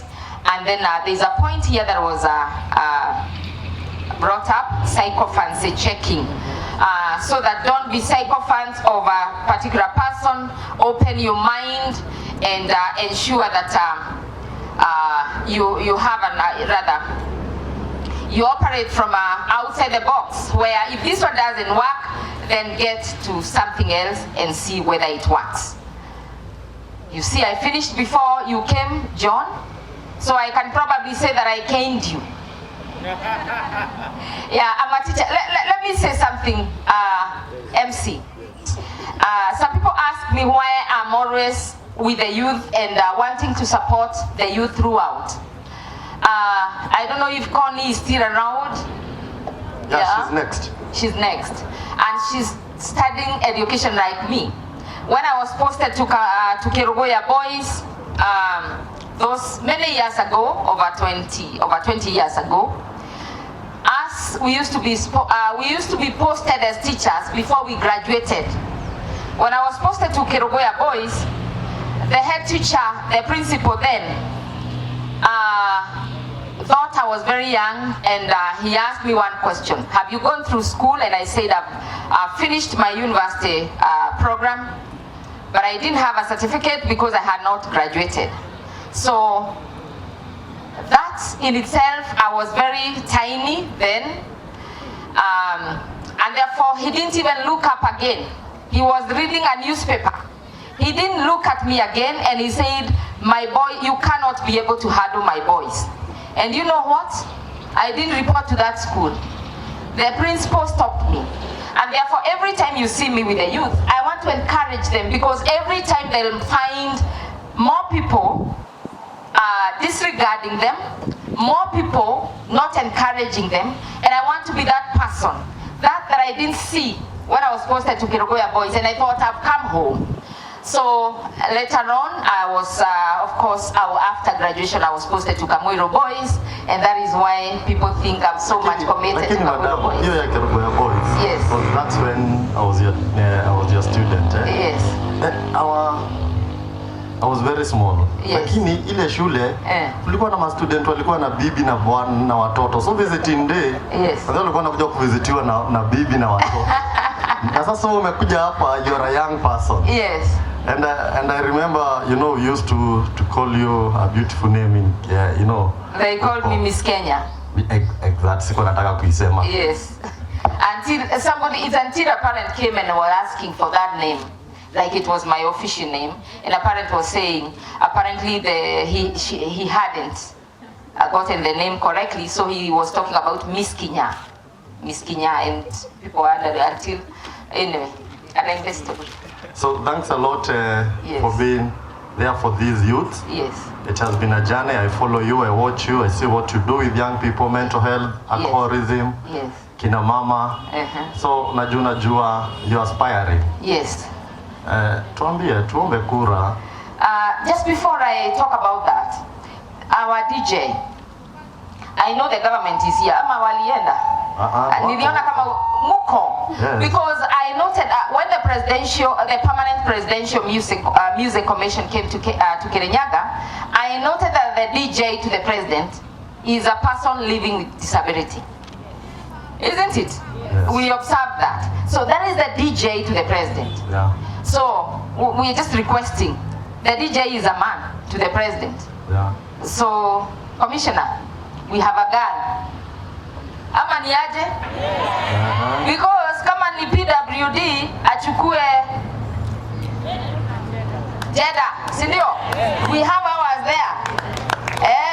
At least kale kasiana kakiwa State House huko, kakichezea president music, tutafurahia. At least even if we don't get anything else, let's get our DJ getting to the president. Yes. And then, okay, the other thing, because you said that I can just say it. Yes. And why not? So, I have worked for the government for a number of years, and I have reached that age where I'm feeling I've learned so much. A civil servant never talks, because that is that is the requirement. You don't say anything. But that does not mean that we don't know much. So I know so much. I know the point that was spoken by my sister Tuwiwa, the PWD are not getting any help in Kirinyaga. We know some parents are not able to go to their jobs because they have to have a 24/7 care of the children. Those of you who follow me on Facebook, they must have seen me with some of those parents. So these parents, if only they could get the cash, we call it the cash transfer, the social cash transfer, we would appreciate. Our grandmothers, our parents at home, those over 70, we know in other counties they are getting the 2,000 and some counties 4,000. So I'm feeling the 70 plus, we need to get them those cash transfer issues. And we know those names are with the chiefs, but there's no one to take them to the Minister of Finance. So those are some of the things I've observed. Besides that, the youth have a challenge. When we talk about money, we know there is youth fund, but the way it's being dispersed, we still have an issue. And of course, you know, something that is so close to my heart, mental health, and especially drugs. Every time I see a youth that I cannot be able to talk to or help because of addiction, I feel so bad. Most, those who don't know me, I think I've been to all prisons in Kenya just to talk to the people. And can I say this? Yeah, 70% of our prisoners are youth, 35 years and below. Wow. So if you call that 70% and put them on one side, 80%, ya youth yara marejera ni ciana cia Gikuyu. Daria hagungo nigetha. Okay. But anyway, those are some of the things that have made me think I must quit civil service and I seek an elective post of a mother. When I was posted, I was not 23 years. I celebrated 23-year birthday. So from then, I know I became a mother, even to Kamoiro boys. Nanekio get to Gioe, Denina Wadu. You know, get to Genina Wadu officially. The more Jacati. My first degree is education. My second degree is master's in counseling psychology. My third degree is addiction prevention and treatment. Now my fourth degree, that is my PhD, is clinical psychology. Na maletwa de matano, jetekelia juga. Maletwa makwa ne shujaa because I've been awarded National Hero Award twice. Actually thrice, 2 by the president and 1 by the governor. I also have a presidential award, Order of the Grand Warrior. Yeah, OGW. My official names, those on the ID, Shuja, Rose, Wajiro, Washira Karani. Noni yoga girakoma, gauga OGW. God bless you. Asanteni sana. Aya, nipatie makaratasi yangu sasa. Ama where the Lapotua Rachel, your next forum. She lost her husband through murder, which was very, very, very painful. She wrote about it the other day. I used to hear about it until I read about it from her page. So I can send you the link. You have a look at the story. And going through that as a young mother, then rising and overcoming all that mental and physical and all that, to be strong as you are, then we celebrate you, madam. Asante sana. Haya, next, Connie, karibi hapa. I give you your 5 minutes. Sasa umeenda Senate juzi, Senate atupigangi mushenea dakika 5. Umemaliza na umeenda. Everything, and she talked to us over coffee in CBD. And she even gave us fare. Si fare nilikuwa nimeendea fare wangoi. But si mnajua mashida tunapitianga. So she even went to that extent, and that was the first time we met. And the journey became different. And I've never forgotten how she made me feel. Because people will say a lot, we can say much, we can do a lot, but people don't forget what you made them feel. They don't. So, our second recommendation, mentorship. Don't leave this place when, it's not a matter that we all need to talk to all of them, but if you're determined enough, no one person here, and that goes to networking. We had a point on networking, and these are the networking spaces. There are no other networking spaces. It's not like you'll wake up and meet the president tomorrow. No. This is one of the networking events that you have today. So before you leave this place, how many people will you have networked with? Yeah, they more like social media, most of you, even these guys, you're my MCA. Yeah, but before I leave here, will I know him? I don't know, 5 years to come. MCA Nyangati, I don't know. He might be the next governor, Sinupali. So networking, network and network, that's a point. We went to information. Information is power. And I'll tell you this for a fact. Youths, we don't read, we don't listen to the news, most of us.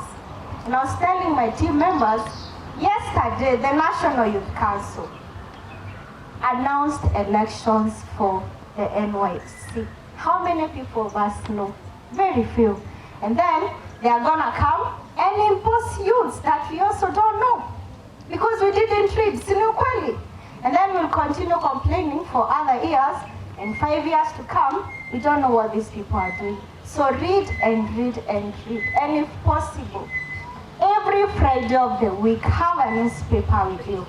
Look at all those positions. If you go and check the newspaper for last Friday, they did almost 100 tenders. Those are supplies. Supplies, we don't know. So they'll come to our county and be given to the people who are just there. So information is powerful. Let's have information at our hands, and no one will bring it to us. I had Betty Mena talk, and she was very clear. Jitume yani manze, jichoche. Sinukweli, jichoche manze, jichoche. Send yourself. No one is gonna do this for us, guys. No one. Honestly, no one. Are we together? Then, we also had a point on forming a very strong youth league for the county. And this youth league will comprise the youths. So we need to rally a youth power, which will go to a table and negotiate. And when we have this youth power, we need to have a memorandum, because we'll be used all the time. No signed agreements, no anything. So we decided we'll have a youth power or a youth league that will rally behind one of us. If it's a DG that we want, who needs to be a youth, let's support that DG. Let him get there or her, and let him or her negotiate for CCs, okay? Na tusikatane miguu, si ni kweli? Today you saw 2 of our youths have positions already. Let's celebrate each one of us at their very own time.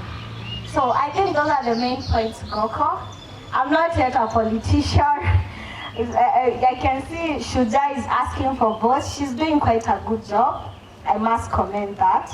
And everyone around, Rachel, this is so amazing. Sinukweli, today you are told there is no other day you'll see all these people sit with you and talk to you at this level. Utakuwa unaenda mahali, you're like, you know, like 2,000 people and you can't reach to them. But right now, they're here for you guys, specifically Kirinyaga. So, if you want to talk to them and network, and let's grow as a people. Are we together? Let's carry the vision forward as people of Kirinyaga. And I'll say the last thing, let's not get leaders imposed on us. Because what I'm saying is, if we can support one of our own, I'm still on political empowerment. We'll get someone who comes, asks for votes, but we don't know them. But me nasema siezi support Mureithi. Najua Mureithi no, you know. And then this is the guy of journey. This is the guy who has done things for us. So when you see Shuja doing a lot, she carries a vision for us. She hasn't done it like Kipindi. Mnajua Kipindi? Leo unakuja leo unatushtua, unatupea pesa, tunachangamka. Kipindi tu, Kipindi. And then 2 months later, you're gone. So I really endorse her candidature and I like the good work she's doing. And I'm so proud of my brothers here who also needs the seat. We shall support you guys overwhelmingly. Thank you. Asante sana. Kila mtu afanye hivi.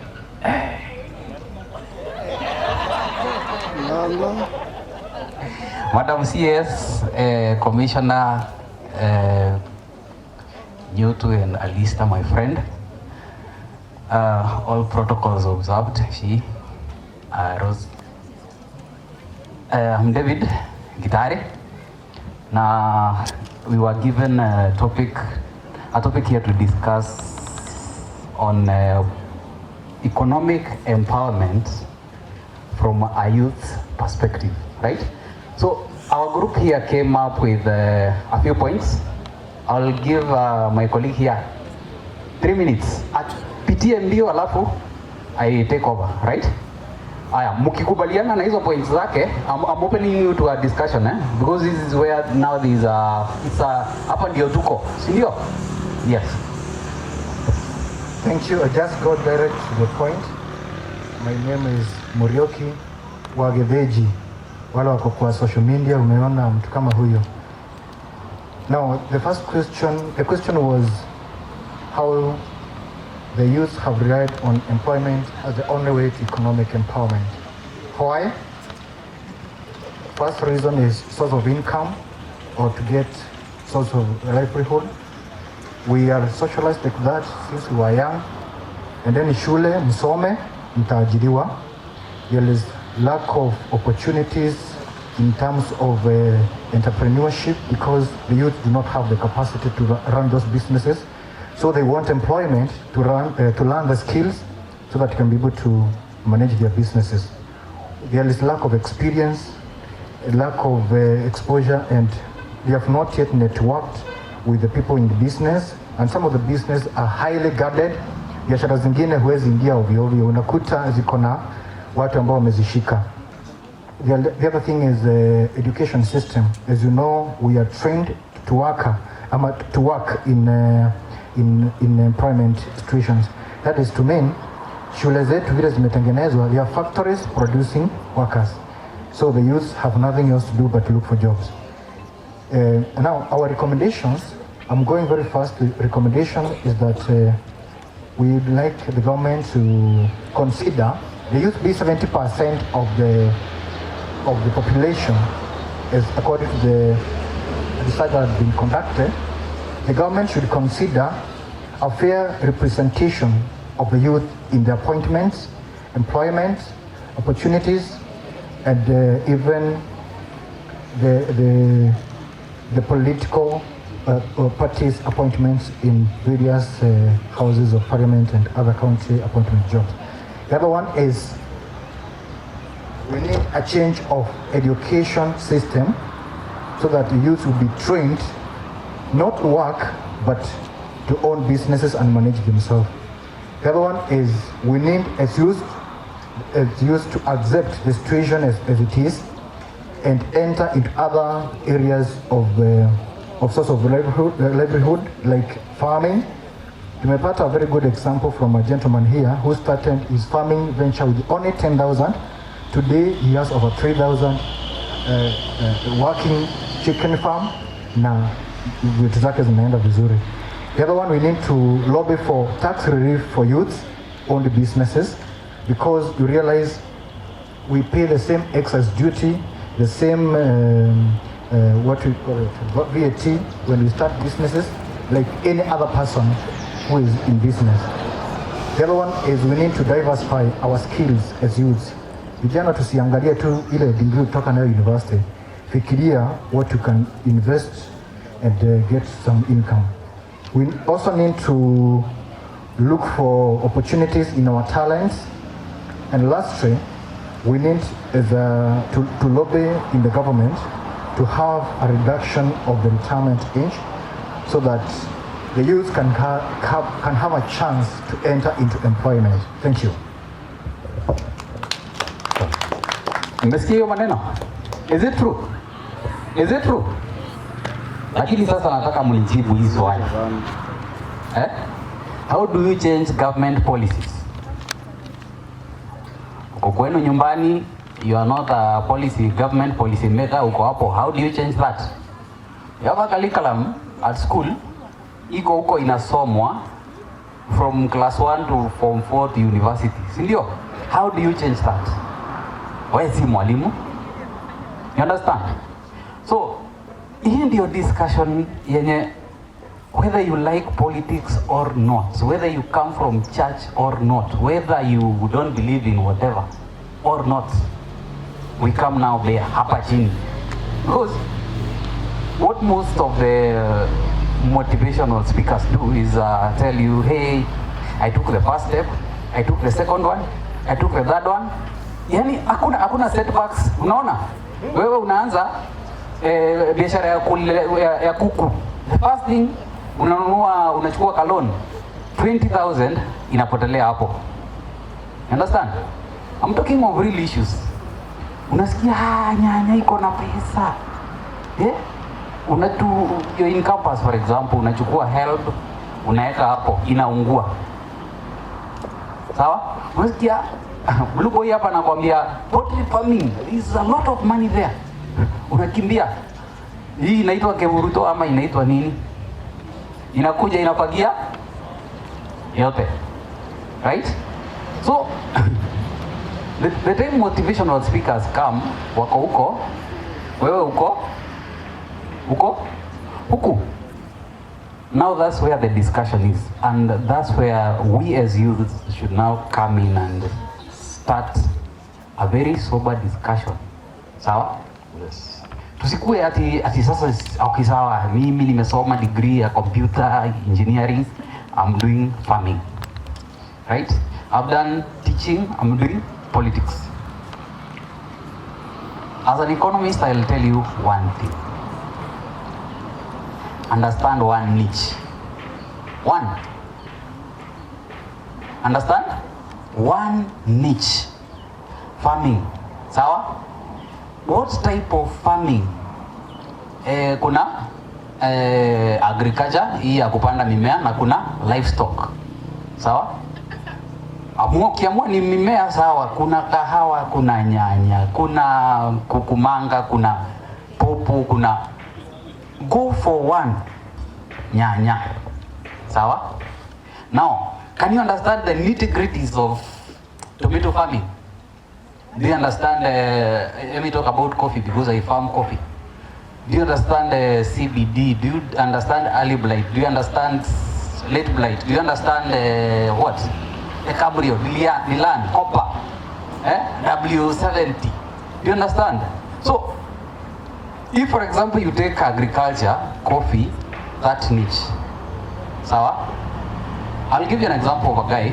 Go ahead, yes. Your time is up. Yes, I'll give you an example of a guy who did medicine, took computer and software engineering. The guy alitrain shule, alitrain as ile masomo alisoma high school ndio anatumianga sana. He did his medicine degree to completion, then akatoka akasema I'm not practicing that. I have an interest in software engineering. He self-trained Chris Kirubi as the only competitor then. Wakagongana. Sasa Chris is huko and there is a competitor who is developing here. Kijana anaanza anagongwa, anaanguka hapo chini. Kijana anaamka anagongwa. But at one point he made a breakthrough in 2015. Akapewa kazi na Jubilee. Siongelelei hii Jubilee political Jubilee insurance. Final word. So the guy made the first net, the 2015 he made a profit of an economist. Take one niche, understand it, revise it, go through it, fail, anguka, learn in that sector. Then, sawa, mimi sina maneno mengi, Mungu awabariki. Asante sana. Irungu Goko, kabla nitoke hapa, I would like to acknowledge and thank you as one of the organizers for coming for this event and appreciate my chair here, Green Spaces. Wako wapi wale watupanda miti huku? Inua mikono. Yes. Nakuja hiyo session. Haya. I want us now to 5 minutes. Our guests twende, tutaenda tu hivyo pale. You have an experience, one-on-one experience with DJ Wiwa, as you see what she does, how she does it. Dakika 5 tukimbia washroom, tukuje, we get into the last and final session.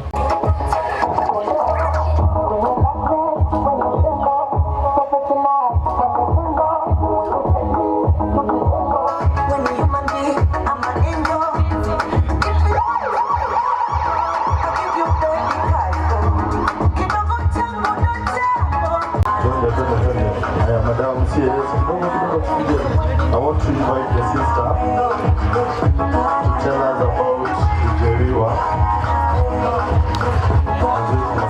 Nipewe mic. Nataka mic. Nipewe mic huko tafadhali, ndio hiyo. I need a mic.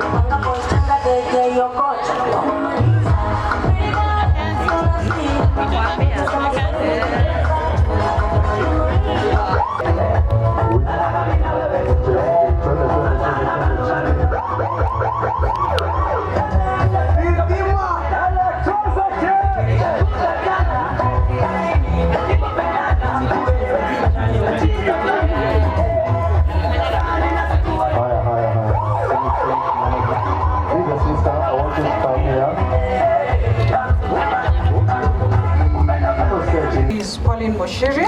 I am her big sister. She's the third born in a family of 4 children.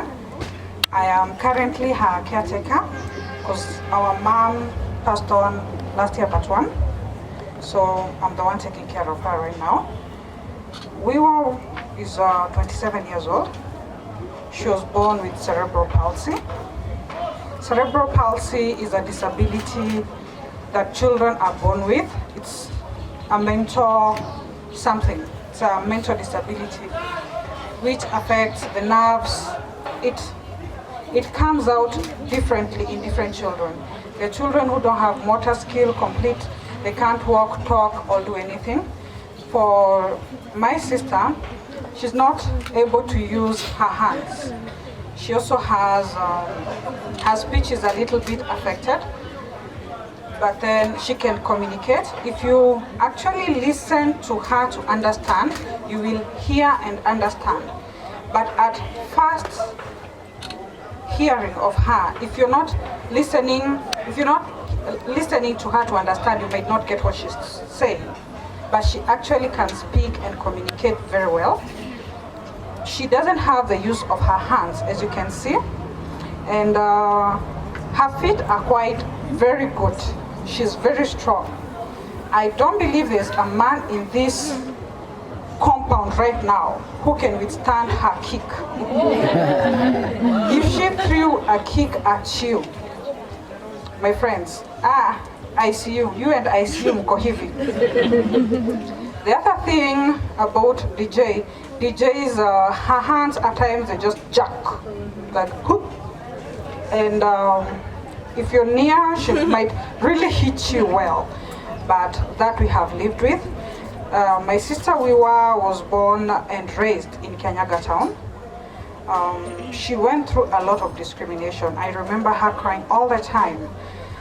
She has been told so many times that your parents sold you, sacrificed you, that's why you're in this condition. But this is a condition that you're born with. It happens naturally. No one is responsible. It's not witchcraft. No one, God knows. Our late mom really sought treatment for her to some of the best hospitals in Nairobi. We tried also alternative medicines, that is the GNLD, the TNC and all that, none works. And now we are managing the situation as it is. DJ has been educated very well. She's gone to Joytown Primary School, she's gone to Joytown High School, and she's also gone to college. She has a diploma in tourism, and she also has a diploma in DJ. So she has really taken time to educate herself. She's on several forums. There's a forum for persons with disability, an international one, where she sits in. They were just having meetings online this week. And my sister has really fought to make sure that she's not dependent, that she stays off the street. She does not walk around begging with a container. She's not that person. But one of her greatest disability has been that people who see her don't actually see her as a person with disability. They see her and they see someone who is pretending to be disabled. They see her, they see akona rangi ya pesa. Kwa hivyo, yeye hafai kusaidiwa. When someone comes to me and they're like, nisaidie, I'm like, I have her. How do I also help you? She's trying to help herself. You're pushing someone. I'm not putting her at a corner. Do something to help whoever it is you're pushing on a wheelchair or whoever it is you're holding on a stick who is blind. So my sister has really fought that battle, but she keeps fighting it on a daily basis because we have really knocked on several county government doors trying to get her jobs, like getting that money that artists were getting last year. It had to come from a big connection for her to get that money. She was really discriminated for that. When it comes to the money that persons with disability get, when she goes to that office, she'll go with me or my other sister. I'm not disabled. She's the one who has the disability. But she will get disqualified because she walked in with me or because she walked in by herself. They want a person with disability to walk into that office looking like a rug, looking like a sack, all smelly and all that. This is my sister. She has experienced a lot of love. You can all see her hair. It's dready. Nani ajube ya kumaintain dready. So you all know, this is expensive hair. She's my sister, someone we have loved from birth. We have refused to discriminate her or hide her. No, she has been all out, all in our faces, in everyone's face, and we have refused to feed her in hidden places. We have refused to do all that. We will feed her where you are so that she feels accepted, so that you know that persons with disability exist, they are amongst us, and there's so many things they can do. But this young girl, all she needs is a hand. All she needs is support. Because she is the one DJing this event. She could have been the one providing the sound. If someone holds her hand, if someone can hold her hand and ask her, how many machines do you need? These machines don't cost 2 shillings. Talk to Lutuli with her to buy those machines. And I'm told one machine is, one speaker, I'm given quotes of like 150,000. And I'm like, you need how many? Minimum of 4. And I'm like, Lord God, how do we get this done? How do I get my sister to be in a position where she can provide sound for such an event? And she's one of us. She's a daughter of this soil.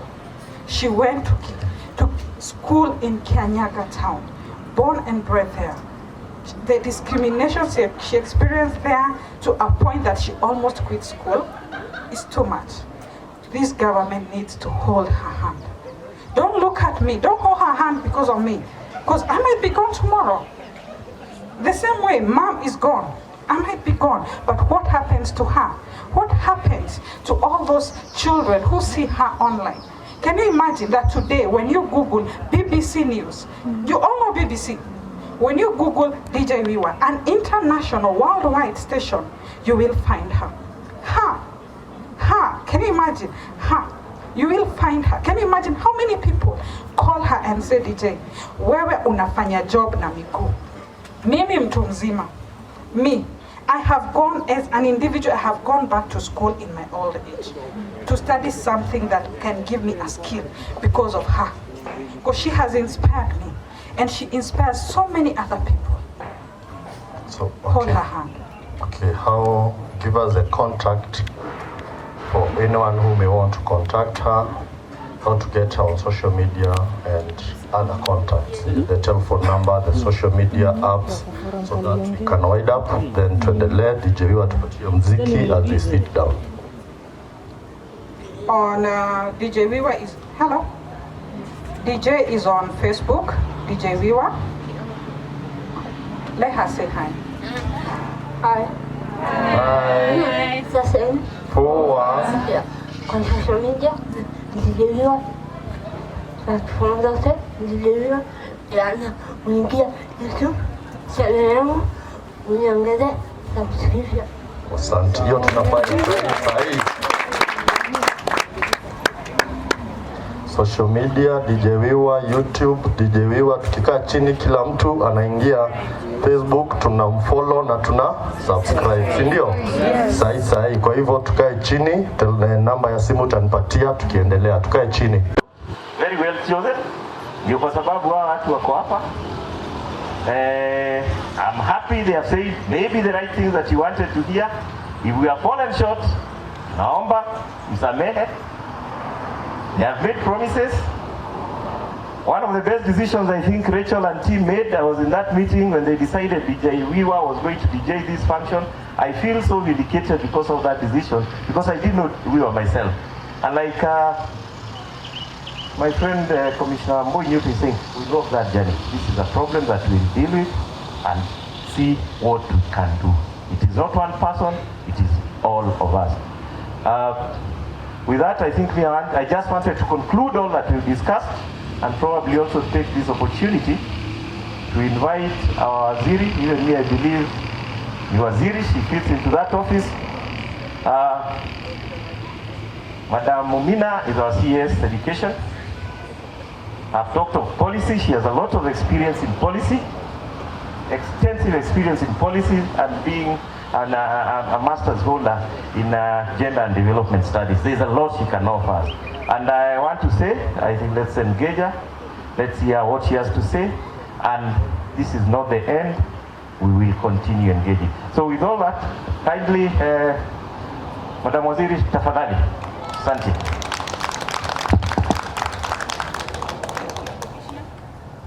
You hear me? Okay, good. All right. Commissioner Muremi, Alista, Commissioner Wamboi Nyuto, Carol, yet to get your name, Shisha. Okay. Our County Director Education, the youth leaders behind there, Vijana Kwa Vijana, hamjambo. Hamjambo tena. Ni kama energy levels zimeenda chini. I think this is not the best moment to speak to vijana, si ndio? Hii lunch mngekula mapema. Lakini sawa tu tunamalizia. Now, I want to begin by saying my name. You know, for the sessions that we've had, everybody was saying Waziri. Nobody mentioned my name. So I want to say my name. I'm Mumina Bonaya. I'm the Chief Administrative Secretary, Ministry of Education. And I want to say that I'm so happy being here this afternoon. I want to thank Commissioner Wamboi for inviting me and Commissioner Alista for extending that invitation through Commissioner Wamboi. I have a lot of respect for Commissioner Wamboi. That's why I couldn't say no. So I had to appear here. She may be younger than me, but there's a lot that I continue to learn from her every other day. So that's a clear indication that you don't only learn from those older than you, you can also learn from those younger than you are. You can also actually get to learn from our kids as well. For me, every other day, there's something I get to learn from my daughter, who is she turned 8 years yesterday. So there's a lot that I get to learn from her. The same way we get to learn a lot from those above us. So thank you so much for the organizers also for this special forum. This is something that I've not seen anywhere else. And I think like our County Director of Education said, I will actually take this home. Hii lazima nipeleke nyumbani. Na asanteni sana kwa kutuonyesha njia pia. Pongezi kwenu. Now back to what we need to talk about. And I think a lot of what I want to say will be largely centered around education, because Commissioner seems to be struggling with people, like he said, who have criminalized education. I was surprised when I heard that. I was really surprised. Because some of us would not have been here if not for education. That we actually went out of our ways to seek education. But before I do that, I want to define the youth. You know that word, we've used it over and over. Who is a youth? Because we get to be a bit confused about who a youth is. Because most of the time we just tend to define by saying is someone between this age and this age. For me, being a youth is much more than that. It's not about the definite age that defines who a youth is. It's not the bracket that you are in. But what is it? What does it involve being a young person? First of all, what you need to know is that youth is a transitional period. You'll never be a youth forever. Some of us are already exiting. We are about to exit that bracket. And we are looking back, asking ourselves, have we done our best being a youth? Because that is the period where you prepare yourself to take on opportunity. You seek opportunity. You must have an eye for opportunity. You must knock the doors. And if the opportunities are not there, put a door there. We are told to knock on doors for opportunities, right? You don't see opportunities? Put up a door. Opportunities will come. So that means that's a period you work hard. You've heard one boy talking of running 2 projects. Business, study, and also all that. Because that's the period you have the energy to overwork yourself. That's the period you have, in your maximum health to do what you should do. That's a period you can miss to sleep and still wake up energetic in the morning to do more. Beyond that, you may not be able to do it. You may not be in good health sectors to do it. So then what are you doing? First of all, you need to understand whoever is telling you education is important, is not important, is not telling you the truth. Because anything else that you want to do, education is the enabler. You are not educated, you can't do much. Look at DJ Wiwa. She's got 2 diplomas, and she's still yearning to do more. So how can someone come around and tell you education is not important? And at a point that we talk about education, I want to refer to my own personal story. I don't come from a place like this. I want to paint for you the environment I come from. First of all, if I begin by describing the climatic condition, it's too hot, it's too dry. Ukiangalia tu unaona njaa, hakuna kitu kingine unaona. Shule hakuna. Sahi, at least the government is trying to do infrastructure in those areas, to push teachers there. When I was in my primary school and secondary school, there were no teachers. There were very few teachers who are willing to go that side of this country to work. Very few. And the locals were not trained to take up those jobs. This is the time they are being trained in numbers to take up those opportunities. But we could wait for teachers from this other side of the country, and nobody is willing to come. Maybe 1 or 2 will come. And the entire school will just survive on those few teachers. Talking of classrooms, some of the classes will have to be run under a tree. So for us, we really wonder when Kenyans just post, a picture of kids learning under trees, making it so political. I mean, we've gone to school in such environment. That is not important. What is important is, did you stay focused to ensure that you get education that is so important to define who you will be next in life? So I struggled in a primary school in a very remote village. I don't even know whether you've ever heard of a place called Mertik in Isiolo County. It borders Wajir the other side and Somalia. Huko ndo nimetoka, huko ndo nimezaliwa, huko ndo nimelelewa. So unaenda shule huko, unatoka hapo unakaribia Isiolo town kidogo, unaingia secondary. You really struggle and get a grade to go to university. But you know what happened? I had to go to college, not university, because the teachers who are there didn't tell me that there's an opportunity to go to university and get sponsored by government. So I had to stay home. So one day nikaamka tu nikasema, wacha nifike kwa ofisi ya DO nione kama kuna college naweza pata advert hapo ni attend. Yet nime struggle nikapata grade ya university. But here you are in a setup where information is available to you because the telecommunication network in terms of TV, newspapers, you know, phones, radio, it's available. Huko hakuna. Unangoja mtu anatoka safari 2 days akuambie Kenya wamesema nini. Kenya imesemaje? You see, those are the struggles we went through.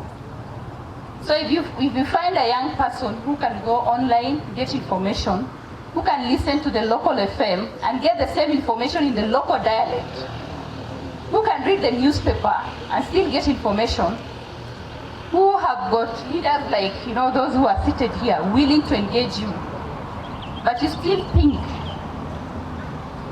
that that is not enough, then I really wonder about the youth in northern Kenya. And I'm not saying this for comparison purpose. I'm just trying to paint a picture that you actually don't have in your mind on this other part of the world. And I want to say there's no better time being a youth than now because of the many opportunities that exist. Many. You can imagine the time of your parents and their parents. There were no such opportunities that we have.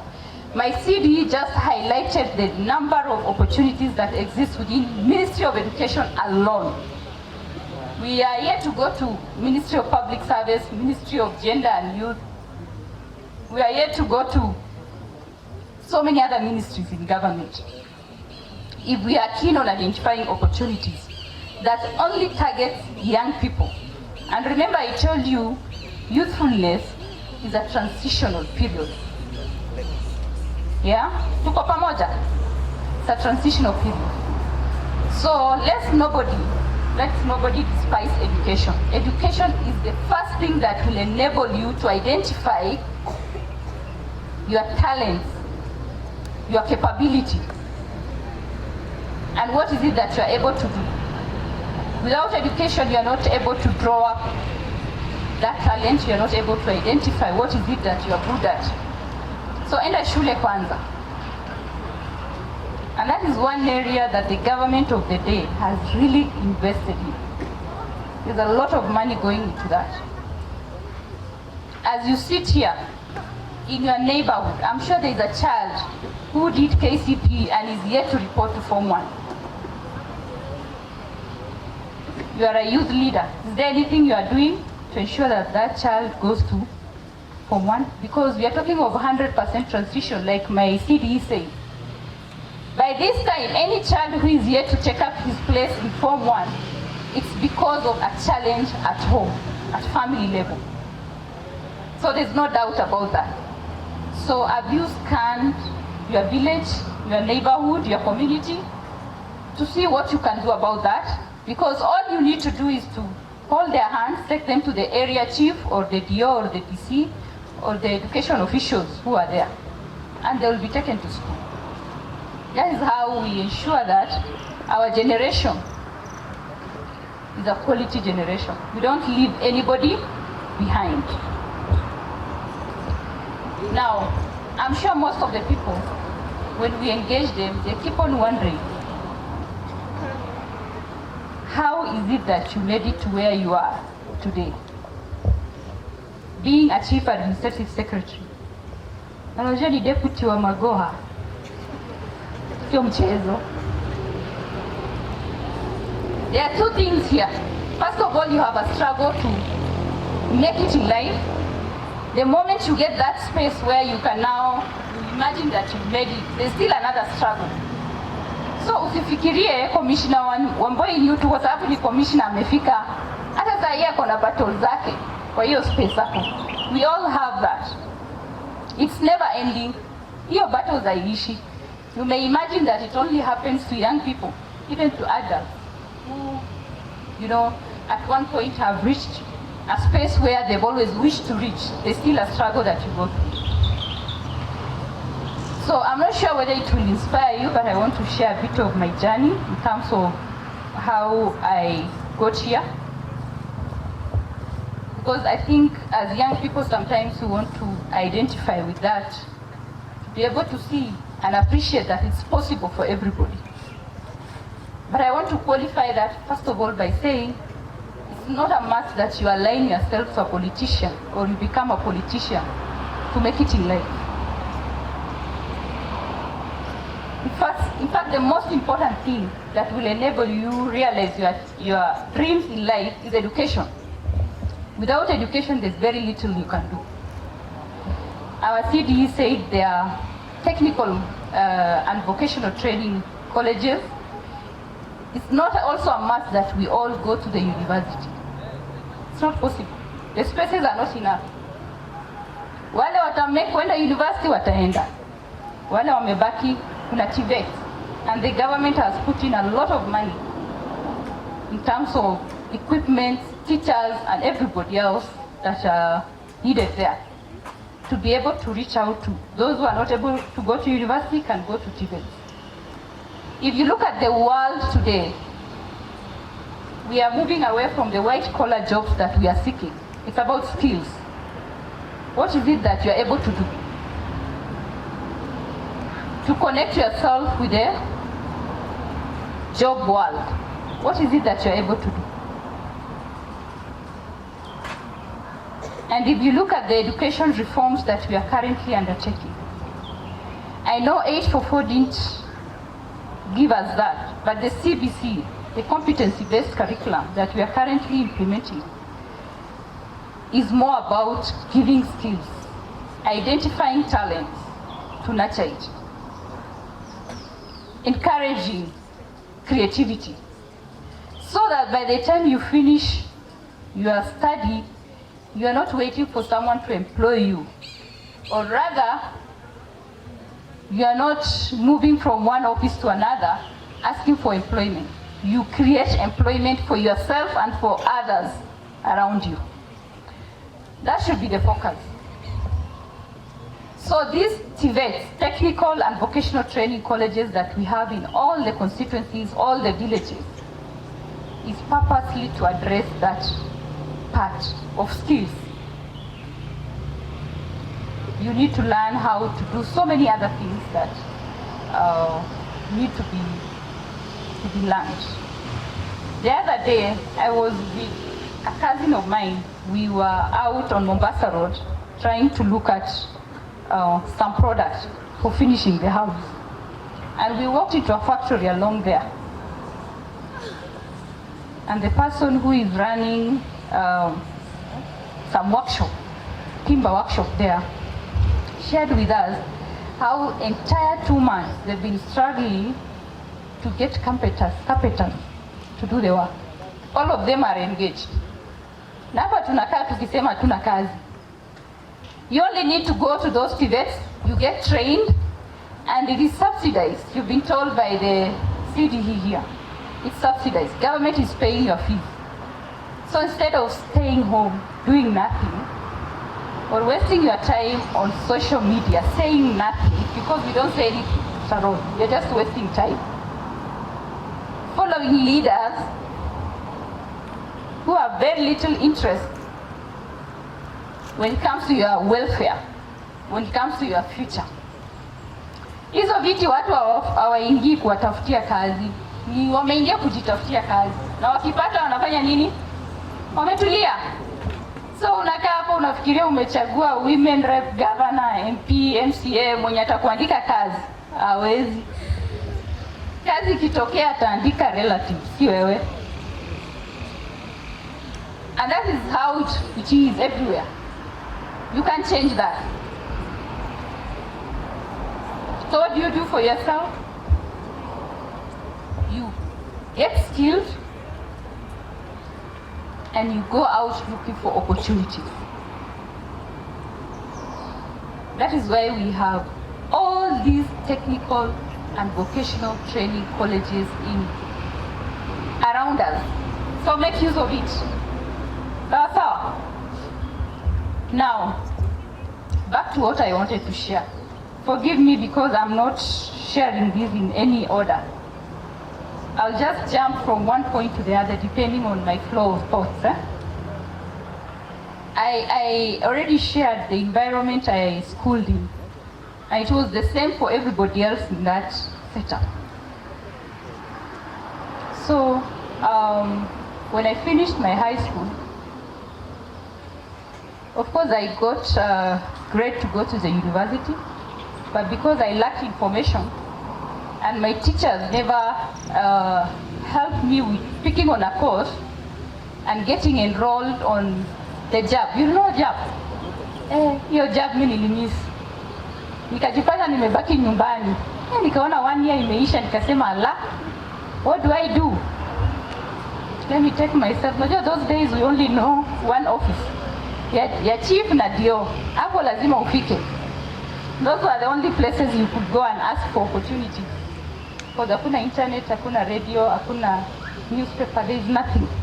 So unaenda kwa dio ama kwa chief unamuuliza kuna mambo yoyote kutoka serikali ile mimi naweza fanya. Akasema kuna advert ya Kagumo College. Nikasema in fact nilifikiria that's the only college that I can go to with my grade. So I applied and my admission came. So instead of taking up my chance in the university, I went to Kagumo. And I was trained by, for 3 years as a high school teacher. But I was very keen on one thing. Very keen on one thing, that I must seek opportunities, and I know where I come from, there are no opportunities. So mimi sitarudi huko. Huko siwezi rudi. Nitatembea elsewhere. So when I finished my 3-year training, they said we look for a school. Pick a school where you can go for your teaching practice. Nikaona watu wamechagua shule za villages. Si mimi nimesema siwezi rudi village. Mimi nikachagua shule inaitwa Nairobi School. A girl from the village wants to go to Nairobi School. So I went there. I did my teaching practice for 2 terms. And I graduated with a first class. Niliambiwa nikienda Nairobi School nitaanguka. Kauliza kwa nini, nikaambiwa hawa watoto wamesoma sana. Ni watoto wa Nairobi.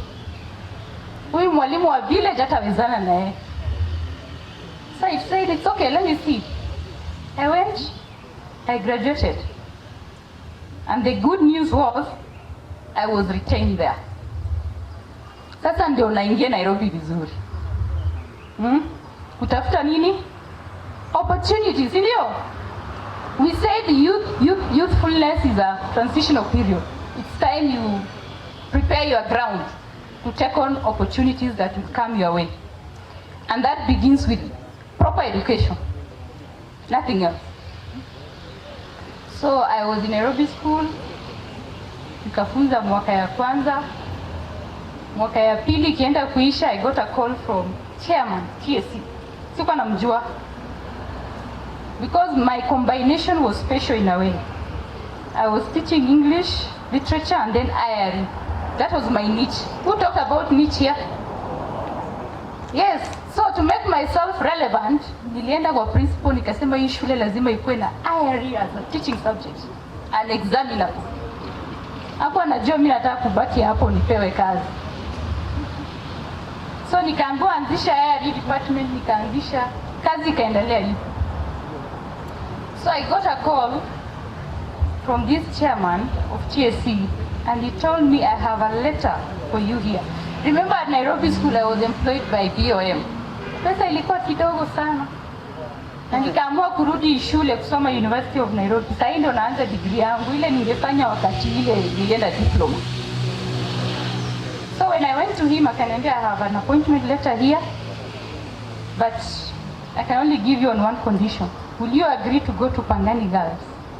Because the girls need you more than the boys. Nikamuuliza, can I consult on this? Then he said, okay, you go consult. Get back after a week or so. So I went to talk to the principal who gave me a job because hata hapo kuna kaheshima lazima nipeane, si ndio? It was my first job. So I went to him nikamwambia, principal, you know what? I have a good news. From nowhere, I got a call, and there's an appointment letter waiting for me somewhere to go to Pangani Girls. He told me, Mumia, that's a good thing, but you will not leave Nairobi school. You have to take that letter na wakutume hapa, sio Pangani. So there was a tussle for a whole 1 month. I couldn't take up that job. And you know, that time getting employed by TSC and getting posted in Nairobi was something else. Everybody was looking forward to that. When you are trained as a teacher, first of all, getting employed by TSC. Secondly, getting to a school in a city, Nairobi. So nikarudi tena kwa principal, please just let me go because I need this job. I've gone back to school, I need to pay my fees. Whatever I'm getting as BOM teacher is so little, can't even pay my fees. So I talked to him. While in that process, again, another call from the same guy from TSC. He said, you only have 1 day to decide. If you don't make a decision by today, I'm giving out this opportunity to someone else. So I went to the principal, I talked to him, and he said, fine, you're free to go. So I picked my letter, I went to Pangani. But the day I reported in Pangani, I said, yes, I love teaching, it's a noble job. It's where you impact directly to young people, but I only give myself 2 years. From there, I will move. I had there's something in me that always would want to move to something else. It's still in me. So after 1.5 years in Pangani, one afternoon I decided I want to leave. If you ask me where I was going that time, I didn't know. I only had an idea of beginning or starting a CBO. Because I wanted to do something different. I found teaching a bit routine for me, especially my nature of wanting to take on new things all the time. So I said, it's time to move. So I resigned. And I went and started a CBO from scratch. The niche again I created for myself, I focused on girl child education, that side of northern Kenya. Because there was no strong advocacy and lobbying around that. So I started the NGO, it started well, we started getting funding from different groups. But before I got the first funding to that CBO, it was a painful process of volunteering. 4 years, you can imagine. If you ask me how I was surviving then, if I get to hear there's a research, I'll go there as a research assistant. If I'm told there's a workshop, I'll go there as a rapporteur. If I'm told there's a training, I'll go there as an assistant on that training. 4 years, while running that NGO on the side.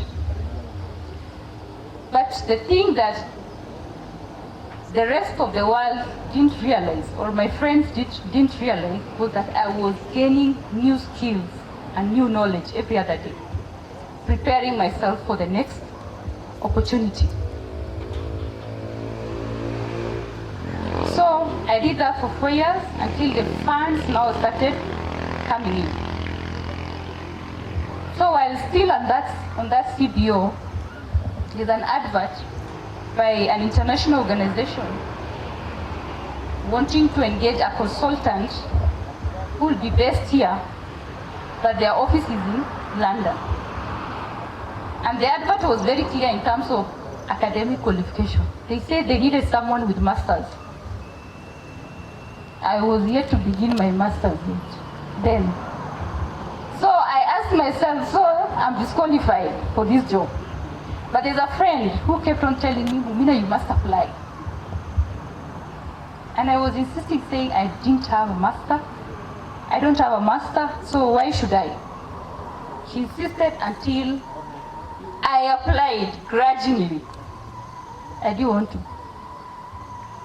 So I was shortlisted alongside 3 other candidates who had masters. So I went to that interview. That's the day I realized that the skills that you gain and the knowledge that you gather over time is more powerful. And the experience is more powerful than a piece of paper that you get. I'm not belittling education here, but that day I got that confirmation. So we went into that interview, first 2017. At that time, I was only 31. So here I am, walking into a boardroom where everybody else, if not above 50, is above 45. And you are the chair. So what do you do? At some point you will feel like kuambia ule mzee amekaa hapo, kuja kaa hapo kwa kiti ya chair. Kidogo tu mwambie hivyo. But you have to be confident.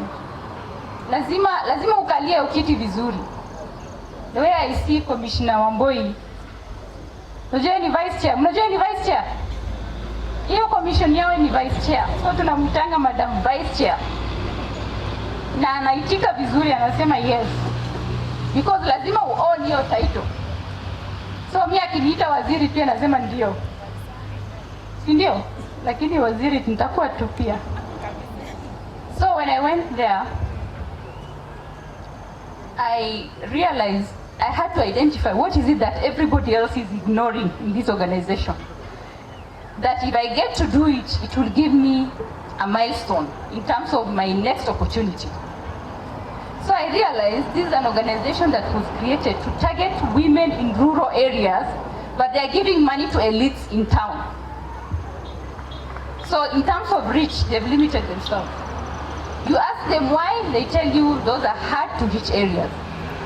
So they are missing the mandate for which the organization was created for. That was number one. Number two, there were a lot of loopholes where money was being lost.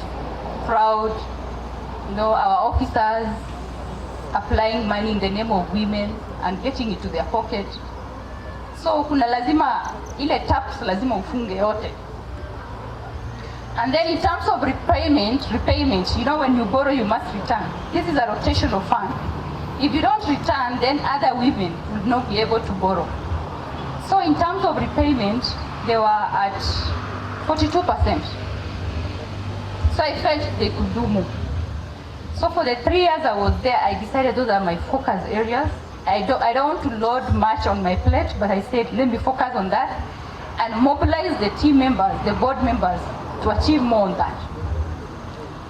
So when I came, the fund was in existence for 7 years. It only managed to disburse 2 billion. By the time I was leaving after my 3 years, the disbursement moved from 2 to 12. Yeah? And the repayment rate moved from 42 to 82%. Na mambo ya wizi ya pesa ya kina mama iliisha. Tulifunga yote. Tukasema wamama watume pesa na M-Pesa, si lazima waende bank, si lazima wapeane cash kwa officers, hiyo yote iliisha.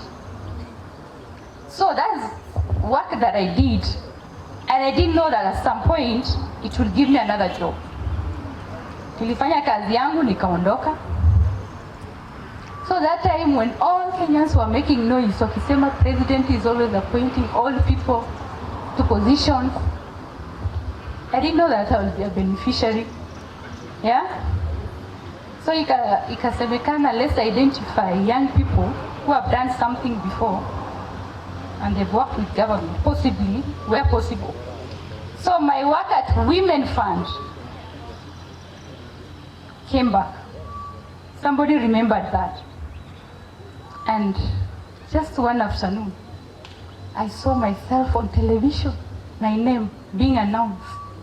I was like, you mean without any connection and Godfather, you can just do your work so well, leave a mark, and somebody will remember it. So those are the kind of drive and attitude, and energy that young people need to have. Because as a young person, you may not have the connection, but where you are given an opportunity, what will you do with it? First of all, to begin with, are you ready to take up opportunities? And being ready means skill, knowledge, experience, even if it means volunteering, like Commissioner Wamboi talked about. I also volunteered for 4 years. The 4 years I volunteered gave me the experience, gave me the skill, gave me the knowledge to take up the next opportunity. So first of all, are you prepared to take on next opportunity? And when you take it on, when the opportunity comes your way and you take it on, what do you do with it? Will you just waste your time, or you leave a mark that you'll be remembered for? So that if another opportunity comes, then someone will recall that Wamboi was there, she did a good job, she can do better in this one as well. So those are the things that we need to know. And remember, at every stage and every point of life, we are making decisions, we are making choices. Even now, some of us, we are still making choices. I always ask Wamboi, should I go to politics or not? There are days I'm 100% in politics, and there's some morning I'll wake up and tell Wamboi, hii kitu sitaki. But I think the way things are going, naona nimeingia. Na nitakuja na hiyo kiti. So, how do you guide yourself in making the right decision? Do you wait? Do you procrastinate and lose opportunities all the time? Or do you always work tirelessly? If you see people successful out here and they are being celebrated, remember their tireless effort, times, energy that went into it for years. I know as young people, we always want to have quick success. It's not possible. If it's quick like that, it's not sustainable also. You have to work tirelessly. You have to put in more hours. The position goes, your knowledge, your skill, your expertise to do something will remain.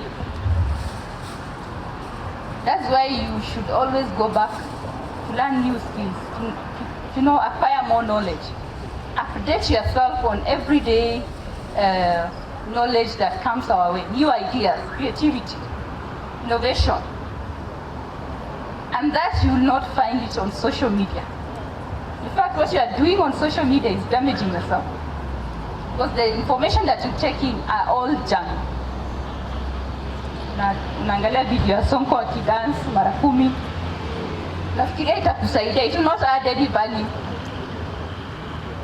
Unakaa hapo unaangalia watu wamesema nini juu ya post yako, ndio ungoje kucomment. You're just wasting your time.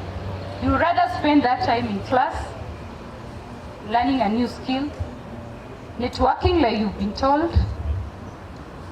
supporting others in their ventures, nurturing young people, because by doing that, you're also gaining something. So I want to end this by saying, at every stage in life, we are making choices. And the choice you make will determine who you are tomorrow. If you waste time on making the right choices, then you have nobody to blame. In fact, hii story ya kusema gava ijafanya. From where I sit, I think the government has implemented enough programs, enough. Hakuna magic ingine itakuja after 2022. Hakuna. Na kama kuna magic itafanywa, mnadanganywa. The opportunities are there. There's youth fund, there's Uwezo fund, there's women fund, there's Kenya Youth, what do you call KYOP? Yes, where they give millions of money to businesses by young people. I told you there's TVET, there's HELP, there's COOP, there's scholarship overseas that Ministry of Education will always advertise on their website. There are many things. You just need to go online and look for these opportunities. So, any other stories like mtafanyiwa miujiza after 2022 ni uongo. Na msinirushie mawe, ni uongo. So do it now, don't wait. Every other day you lose without doing anything, you are transiting. And you will exit this period very soon. Sisi tunaenda kuexit. Akina Wamboi ndio wamebaki hapo. So kwa hayo machache nashukuru sana, Mungu awabariki. Asante sana, makofi. Asante sana Madam CAS. Nimeona sasa wewe ni politician. Na unajua Isiolo County, I have a question, you can have your seat, thank you our guests. Isiolo County has a senator who's a woman. Yes. A nominated senator who's a woman. Yes. But vile tulienda Isiolo na BBI, something happened, maybe you can tell us. Vile tulifika kwa hall, the elders had to be consulted so that the women can speak in the forum. The same thing happened in Samburu, the same thing happened in Mandera, Wajir and Garissa. Yet, they come and vote a woman as a senator. How do you mitigate that? All right. It's true that we've got a woman senator who was elected. It was a surprise to everybody. You know how it happened? Wanaume waliamua kusimama 20. Oh, okay. Tukapita katikati. Chini ya maji. Hivyo ndio ilifanyika. And you know, for men, everybody was a clan candidate. Walikaa kikao, wakachinja mbuzi na ng'ombe, wakasema kijana yetu ametosha, ndio huyu. And for them, the best candidate must be a man. It's never a woman. But we had a lady, that lady, yeah? Senator Fatuma was nominated before she was elected. What she was able to do, and I think we need to know this, she used that platform to show capability, her leadership, in terms of showing them that a woman is able. Alipo nominatiwa kwenda kulala Senate, alienda akafanya kazi na ka change perception ya watu wengi in terms of who a leader is. A leader is not defined by a gender. A leader is a leader. A good leader is a good leader. It's never a man or a woman. So he was able to change that. So wakati tumeona wanaume kwenye hawawezi wamepambana wengi hapo, tukapitisha yeye. Asante sana Madam CS. That is the story nilikuwa nataka kusikia. So as we moved forward and we want to do exchange programs, we hope the youth of Isiolo will be ready to work with the youth of Kirinyaga. Sasa nataka tumalize, kama wewe ni kijana na uko hapa na unataka kusimama kiti ya MCA, MP, Governor, Women Rep, Senator, President, karibia utusalimie. As Rachel and the team, you get ready with your gifts, na mwenye anapitisha vote of thanks pia nikaribie. So gift zikifika asimama. Haya, tuanze. Karibu, nimeona mheshimiwa engineer, karibu. I'm calling the ones I know. Sasa hao wengine mko wapi bana? Karibieni hapa. If you're an aspirant, come tell us your name and where you're vying. Networking starts now. Nikimaliza tutaenda tu na usinilaumu.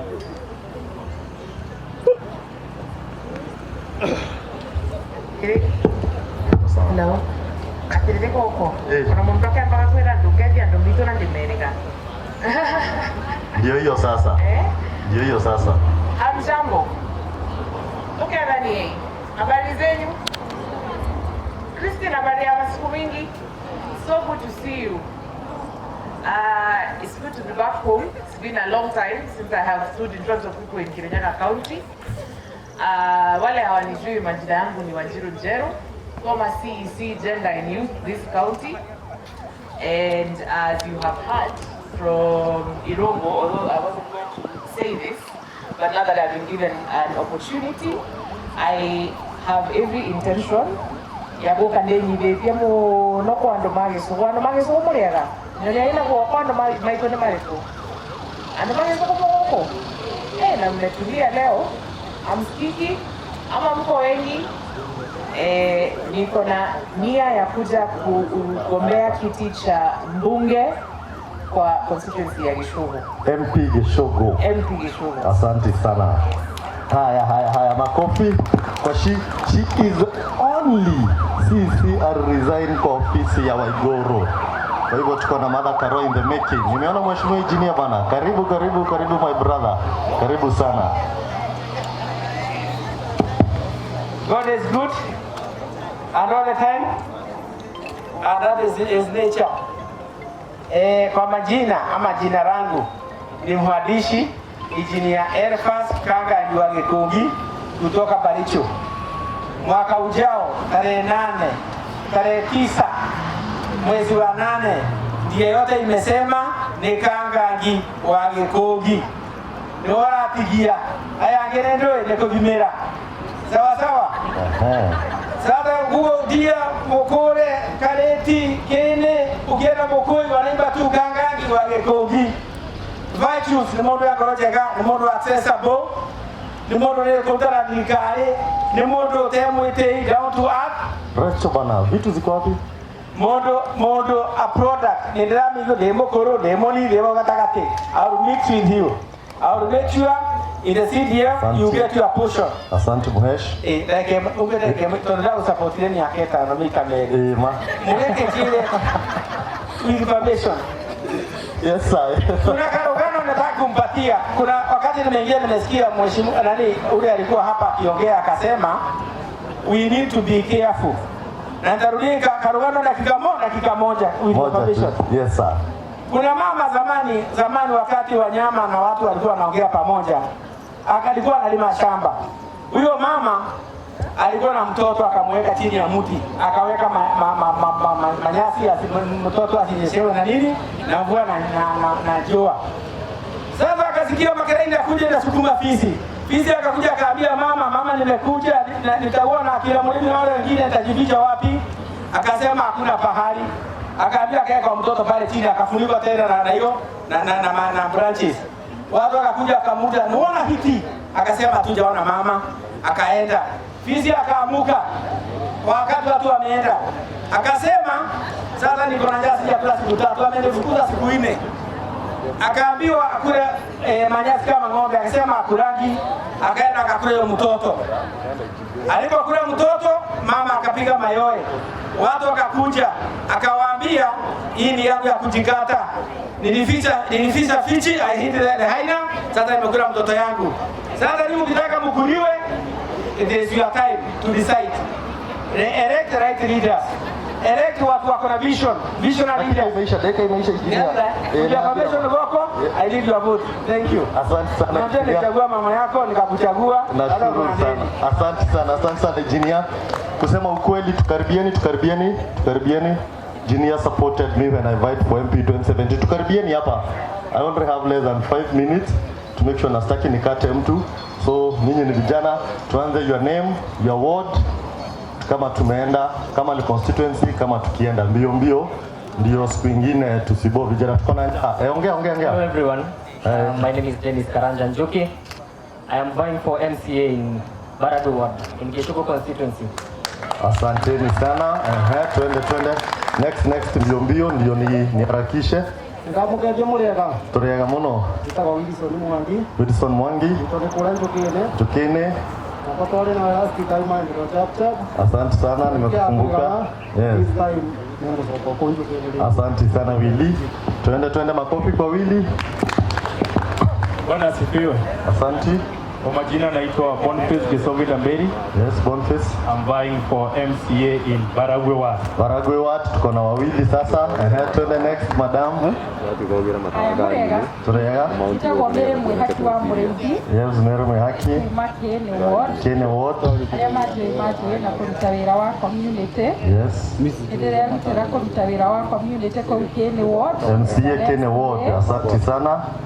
Na Joshua nitakuchapa black. Haya. Tuendelee next mbio tukienda Julie. Bwana Yesu asifiwe. Amen. Mimi nimesimama kwa niaba ya Senator Charles Kidiro. Ndiye kwamba anadefend kiti yake ya senator. Sasa ndio ungemaliza bana, ama ndio ungeanza. Sasa una breakthrough. Endelea ushaongea. Endelea. Senator anadefend kiti yake ya senator kwa Kirinyaga County. Na anasimama na vijana, amesupport pia hii forum. Asante. Atakuwa support na amekuwa support all the county government funding yenye imekuwa ikifanyika na simame na yeye. Asante sana, peana microphone. Twende mbio mbio. Ngai mwega. Na yeye sio yode. Ngai ni mwega. Kwa jina naitwa Limwangi Buremi. Willy Mwangi. Limwangi Buremi. Nasimama MCA mahali kuitwa Mkore Ward. Na mimi nilisema nasimama na vijana sisi kama vijana kwa. Asante sana. Twende next. Hebu nimalize. Hapana boss. Staki hadithi. Staki nikukate campaign watu wa Mkore mtapatana huko mbele, si ndio? Haya, twende next. Habari zenu? Asante sana. Yes, my name is Joshua Mutinda. Kwetu ni Kagio. I grew up in Kagio town. I'll be offering myself for the position of MCA seat, Kene. And in 1 minute, I know people are wondering why is Joshua Mutinda vying in Kirinyaga. It is because Kirinyaga is my home county. Yeah, I grew up at Kagio as an orphan, and later on I was adopted by my primary school teacher. I've been glad to get scholarships all my life, and because I understand the challenges that the poor people of this country go through, without pretense, I will wish to get into a position of influence and power. Twende Joshua bana. Twende. So I want to appeal to all the people of Kenya to rally behind me, because if you don't let me down next year, I will not let you down. Asante sana Joshua kutoka Kagio, MCA Kenya, makofi kwake. God is good. All the time. God is good. Thomas Mwangi Muriuki.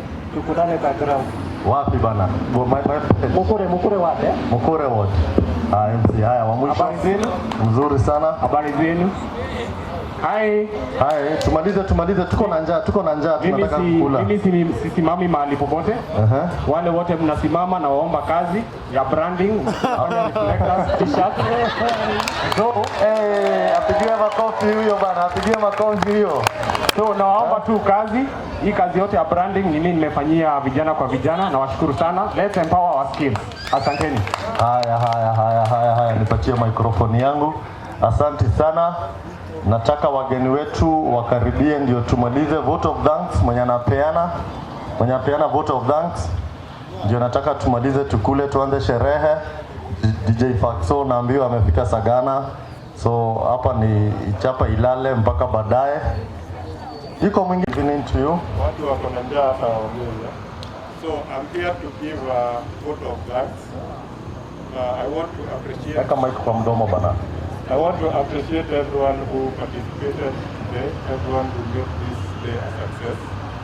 We have learned a lot. Kila mtu amesoma kitu. Usikiki. Sawa. Iko sawa? So I'm saying, I'm here to appreciate everyone who participated today. We all made this day a success. Wale wameweza kufika, wale support in whatever ways they did. Without you, this day could not have been a success. So I would like to appreciate the CAS, Mumina, for taking the time to be with us today.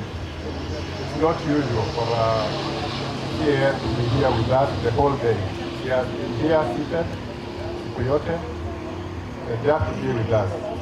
I also want to thank the Commissioner Wambui Nyutu, wako pale wanapeana interview. I would like to appreciate her for taking the time also to be with us. Commissioner Alita is the patron of the youth Kirinyaga. Amekuwa na sisi. He has been behind us. I think kila mtu mwenye ako hapa you will appreciate that Alita is one of the senior leaders in Kirinyaga who supports the youth in many ways. I will also want to appreciate the county commissioner, Ayuko Nasisi, but he allowed us to be here. Without his permission, hatungekuwa hapa leo. He was here earlier and he officially opened this event. I'd like to appreciate Director Betty Maina. Yeye ameondoka. I'd like to recognize her for taking her time to be with us here today. Here, I would like to appreciate wale watu ambao walipresent the thematic areas. Shujaa Rose,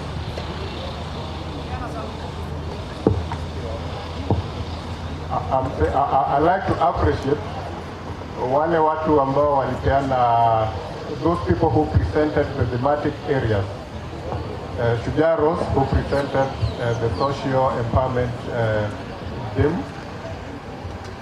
A youth senator representative at the Senate, Connie, she presented the political empowerment to them. And David Gitari, who presented the economic empowerment to them. I also want to recognize Kirinyaga United Forum is another CBO that partnered with us in this event. You can see their banner is there. They were our partners in the planning of the event. We had a representative for Kirinyaga United Forum, Madam Irene, lakini pia ameondoka. I also want to recognize the green spaces. We have partnered with them in many events, and their chairman is here. She represented the green spaces, Madam Julie Boro. The representative of Governor Waiguru, Her Excellency, they were here. I think wengine washaondoka. Thanks for the support. Then I would also want to appreciate our moderator for today, Irongo Gokos. Yametupeleka vizuri. Asante sana. Asante sana Bwana Irongo. Our MCs, MCV and MC Alex. Alex alikuwa hapa lakini ameondoka, but MCV is still around. Tunashukuru sana DJ Wiwa kutupatia ngoma. You've seen the talent in Kirinyaga, even being enabled differently, anafanya vitu yake. The roadshow masters and the Alphons, hao ndo wameprovide sound ile tumetumia siku ya leo. We want to appreciate you for the good sound that you've given us today.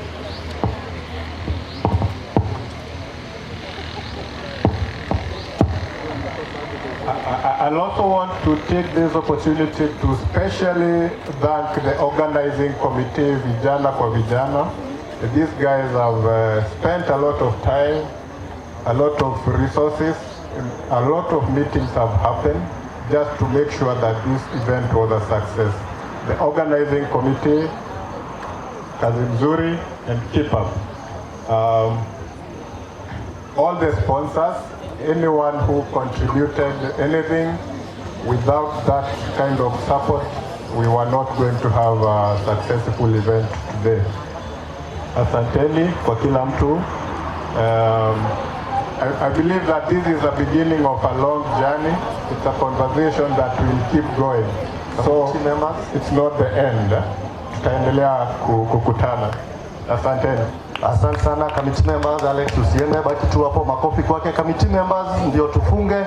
Committee members na guest turudi kwa tent. Commissioner Wamboi, Karo, turudi ndio tumalize.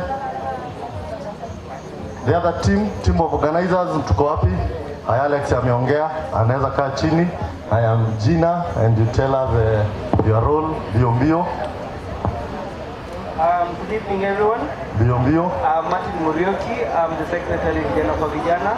Thank you all for coming. I look forward to working with you, working this journey together as you. Madam Wamboi, wewe anangojea. Asante sana. Haya, sasa nataka tuingie final session.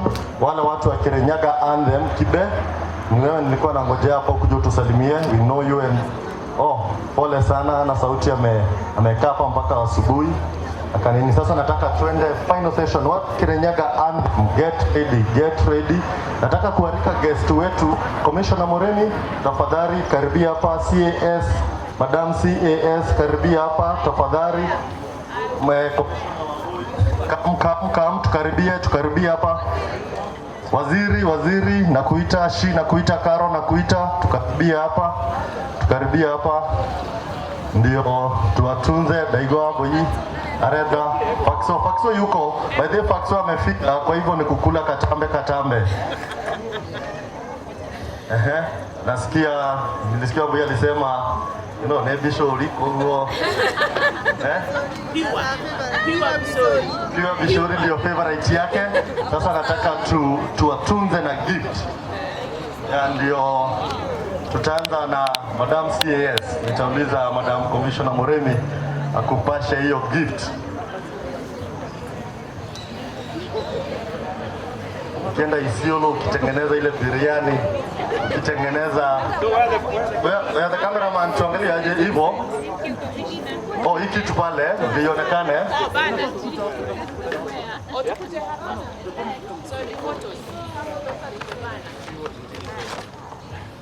Yeah, we can even go there. Heavenly Father, in the mighty name of Jesus, we glorify and honor your name.